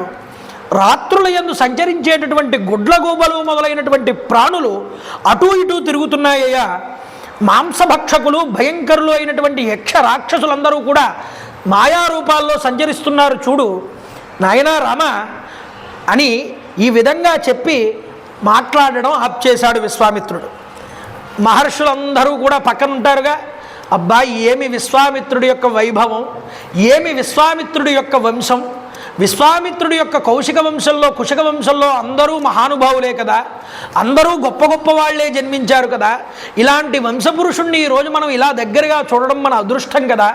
నిజానికి నదుల్లో కల్లా పవిత్రమైనటువంటి ఆ కౌశికీ నది కూడా ఎంతో పవిత్రమైనది కదా అని ఆశ్చర్యపోతూ వాళ్ళందరూ విశ్వామిత్రుడి కథల్ని తలుచుకుంటూ ఆ రోజు రాత్రి పడుకున్నారు. తర్వాత రోజు లేచారు. ఆ నదిని దాటదామనుకున్నారు. లోతు చాలా తక్కువగా ఉండడం వల్ల ఎలా దాటాలని అడిగితే రామచంద్ర ప్రభు ఇలాంటి సమయాల్లో మహర్షులు వెళ్ళే వేరే మార్గం ఉన్నదయ్యా, ఆ మార్గంలో మనం వెళ్దామని విశ్వామిత్రుల వారు వీళ్ళందరినీ తీసుకుని వెళ్ళారు. తీసుకుని అందరూ మధ్యాహ్న సమయానికి గంగానదీదేవి యొక్క ఒడ్డుకు చేరుకున్నారు. చూడండి, ఇక్కడ నుంచి గంగావతరణం అనేటటువంటి ఘట్టం ప్రారంభమవుతుంది. షణ్ముఖోత్పత్తి గంగావతరణం ఈ కథ ఎవరైతే వింటారో వాళ్ళు సకల శుభాలు కూడా పొందుతారు. ఇటువంటి దాంట్లో ఎటువంటి సందేహము కూడా లేదండి. రేపన్న రోజున మనందరికీ కూడా అదృష్టం అది. ఎందుకంటే పితృదేవతలని సంతృప్తిపరిచేటటువంటి ఘట్టాలు రేపు. షణ్ముఖుడు వివాహం కాని వారికి, సంతానం లేని వారికి అందరికీ కూడా ఆ షణ్ముఖుడు యొక్క అనుగ్రహం ఉంటుంది. ఏదైనా మీకు మనస్సులో ఏదైనా ఒక కోరిక తీరాలి అని అనుకుంటే, మన పితృదేవతలను ఉన్నత స్థానాల్లో నిలబెట్టాలనుకుంటే రేపు మంచి వినియోగించుకోవలసినటువంటి రోజు. కాబట్టి మీరు ఏదైనా ఒక ప్రసాదం చేసుకుందాం అనుకున్నా రేపు సమయాన్ని వినియోగించుకోండి, తెచ్చి నివేదన చేసుకోండి. అందరికీ మీ పితృదేవతల పేరు చెప్పుకోవడం, సుబ్రహ్మణ్యేశ్వర స్వామి ఆరాధన చేసుకునో, నలుగురికి 4 పంచిపెట్టుకునేటటువంటి అవకాశం రేపు ఉపయోగించుకోండి. కాబట్టి నేను చెప్తాను, మీరందరూ కూడా చెప్పండి. శ్రీరామ జయ రామ జయ జయ రామ, శ్రీరామ జయ రామ జయ జయ రామ, శ్రీరామ జయ రామ జయ జయ రామ, శ్రీరామ జయ రామ జయ జయ రామ, రామ్ రామాయ నమః, రామ్ రామాయ నమః, రామ్ రామాయ నమః, రామ్ రామాయ నమః. శ్రీ హనుమాన్ జయ హనుమాన్ జయ జయ హనుమాన్, శ్రీ హనుమాన్ జయ హనుమాన్ జయ జయ హనుమాన్, శ్రీ హనుమాన్ జయ హనుమాన్ జయ జయ హనుమాన్, శ్రీ హనుమాన్ జయ హనుమాన్ జయ జయ హనుమాన్, శ్రీ హనుమాన్ జయ హనుమాన్ జయ జయ హనుమాన్. జై శ్రీరామ్, జై శ్రీరామ్, జై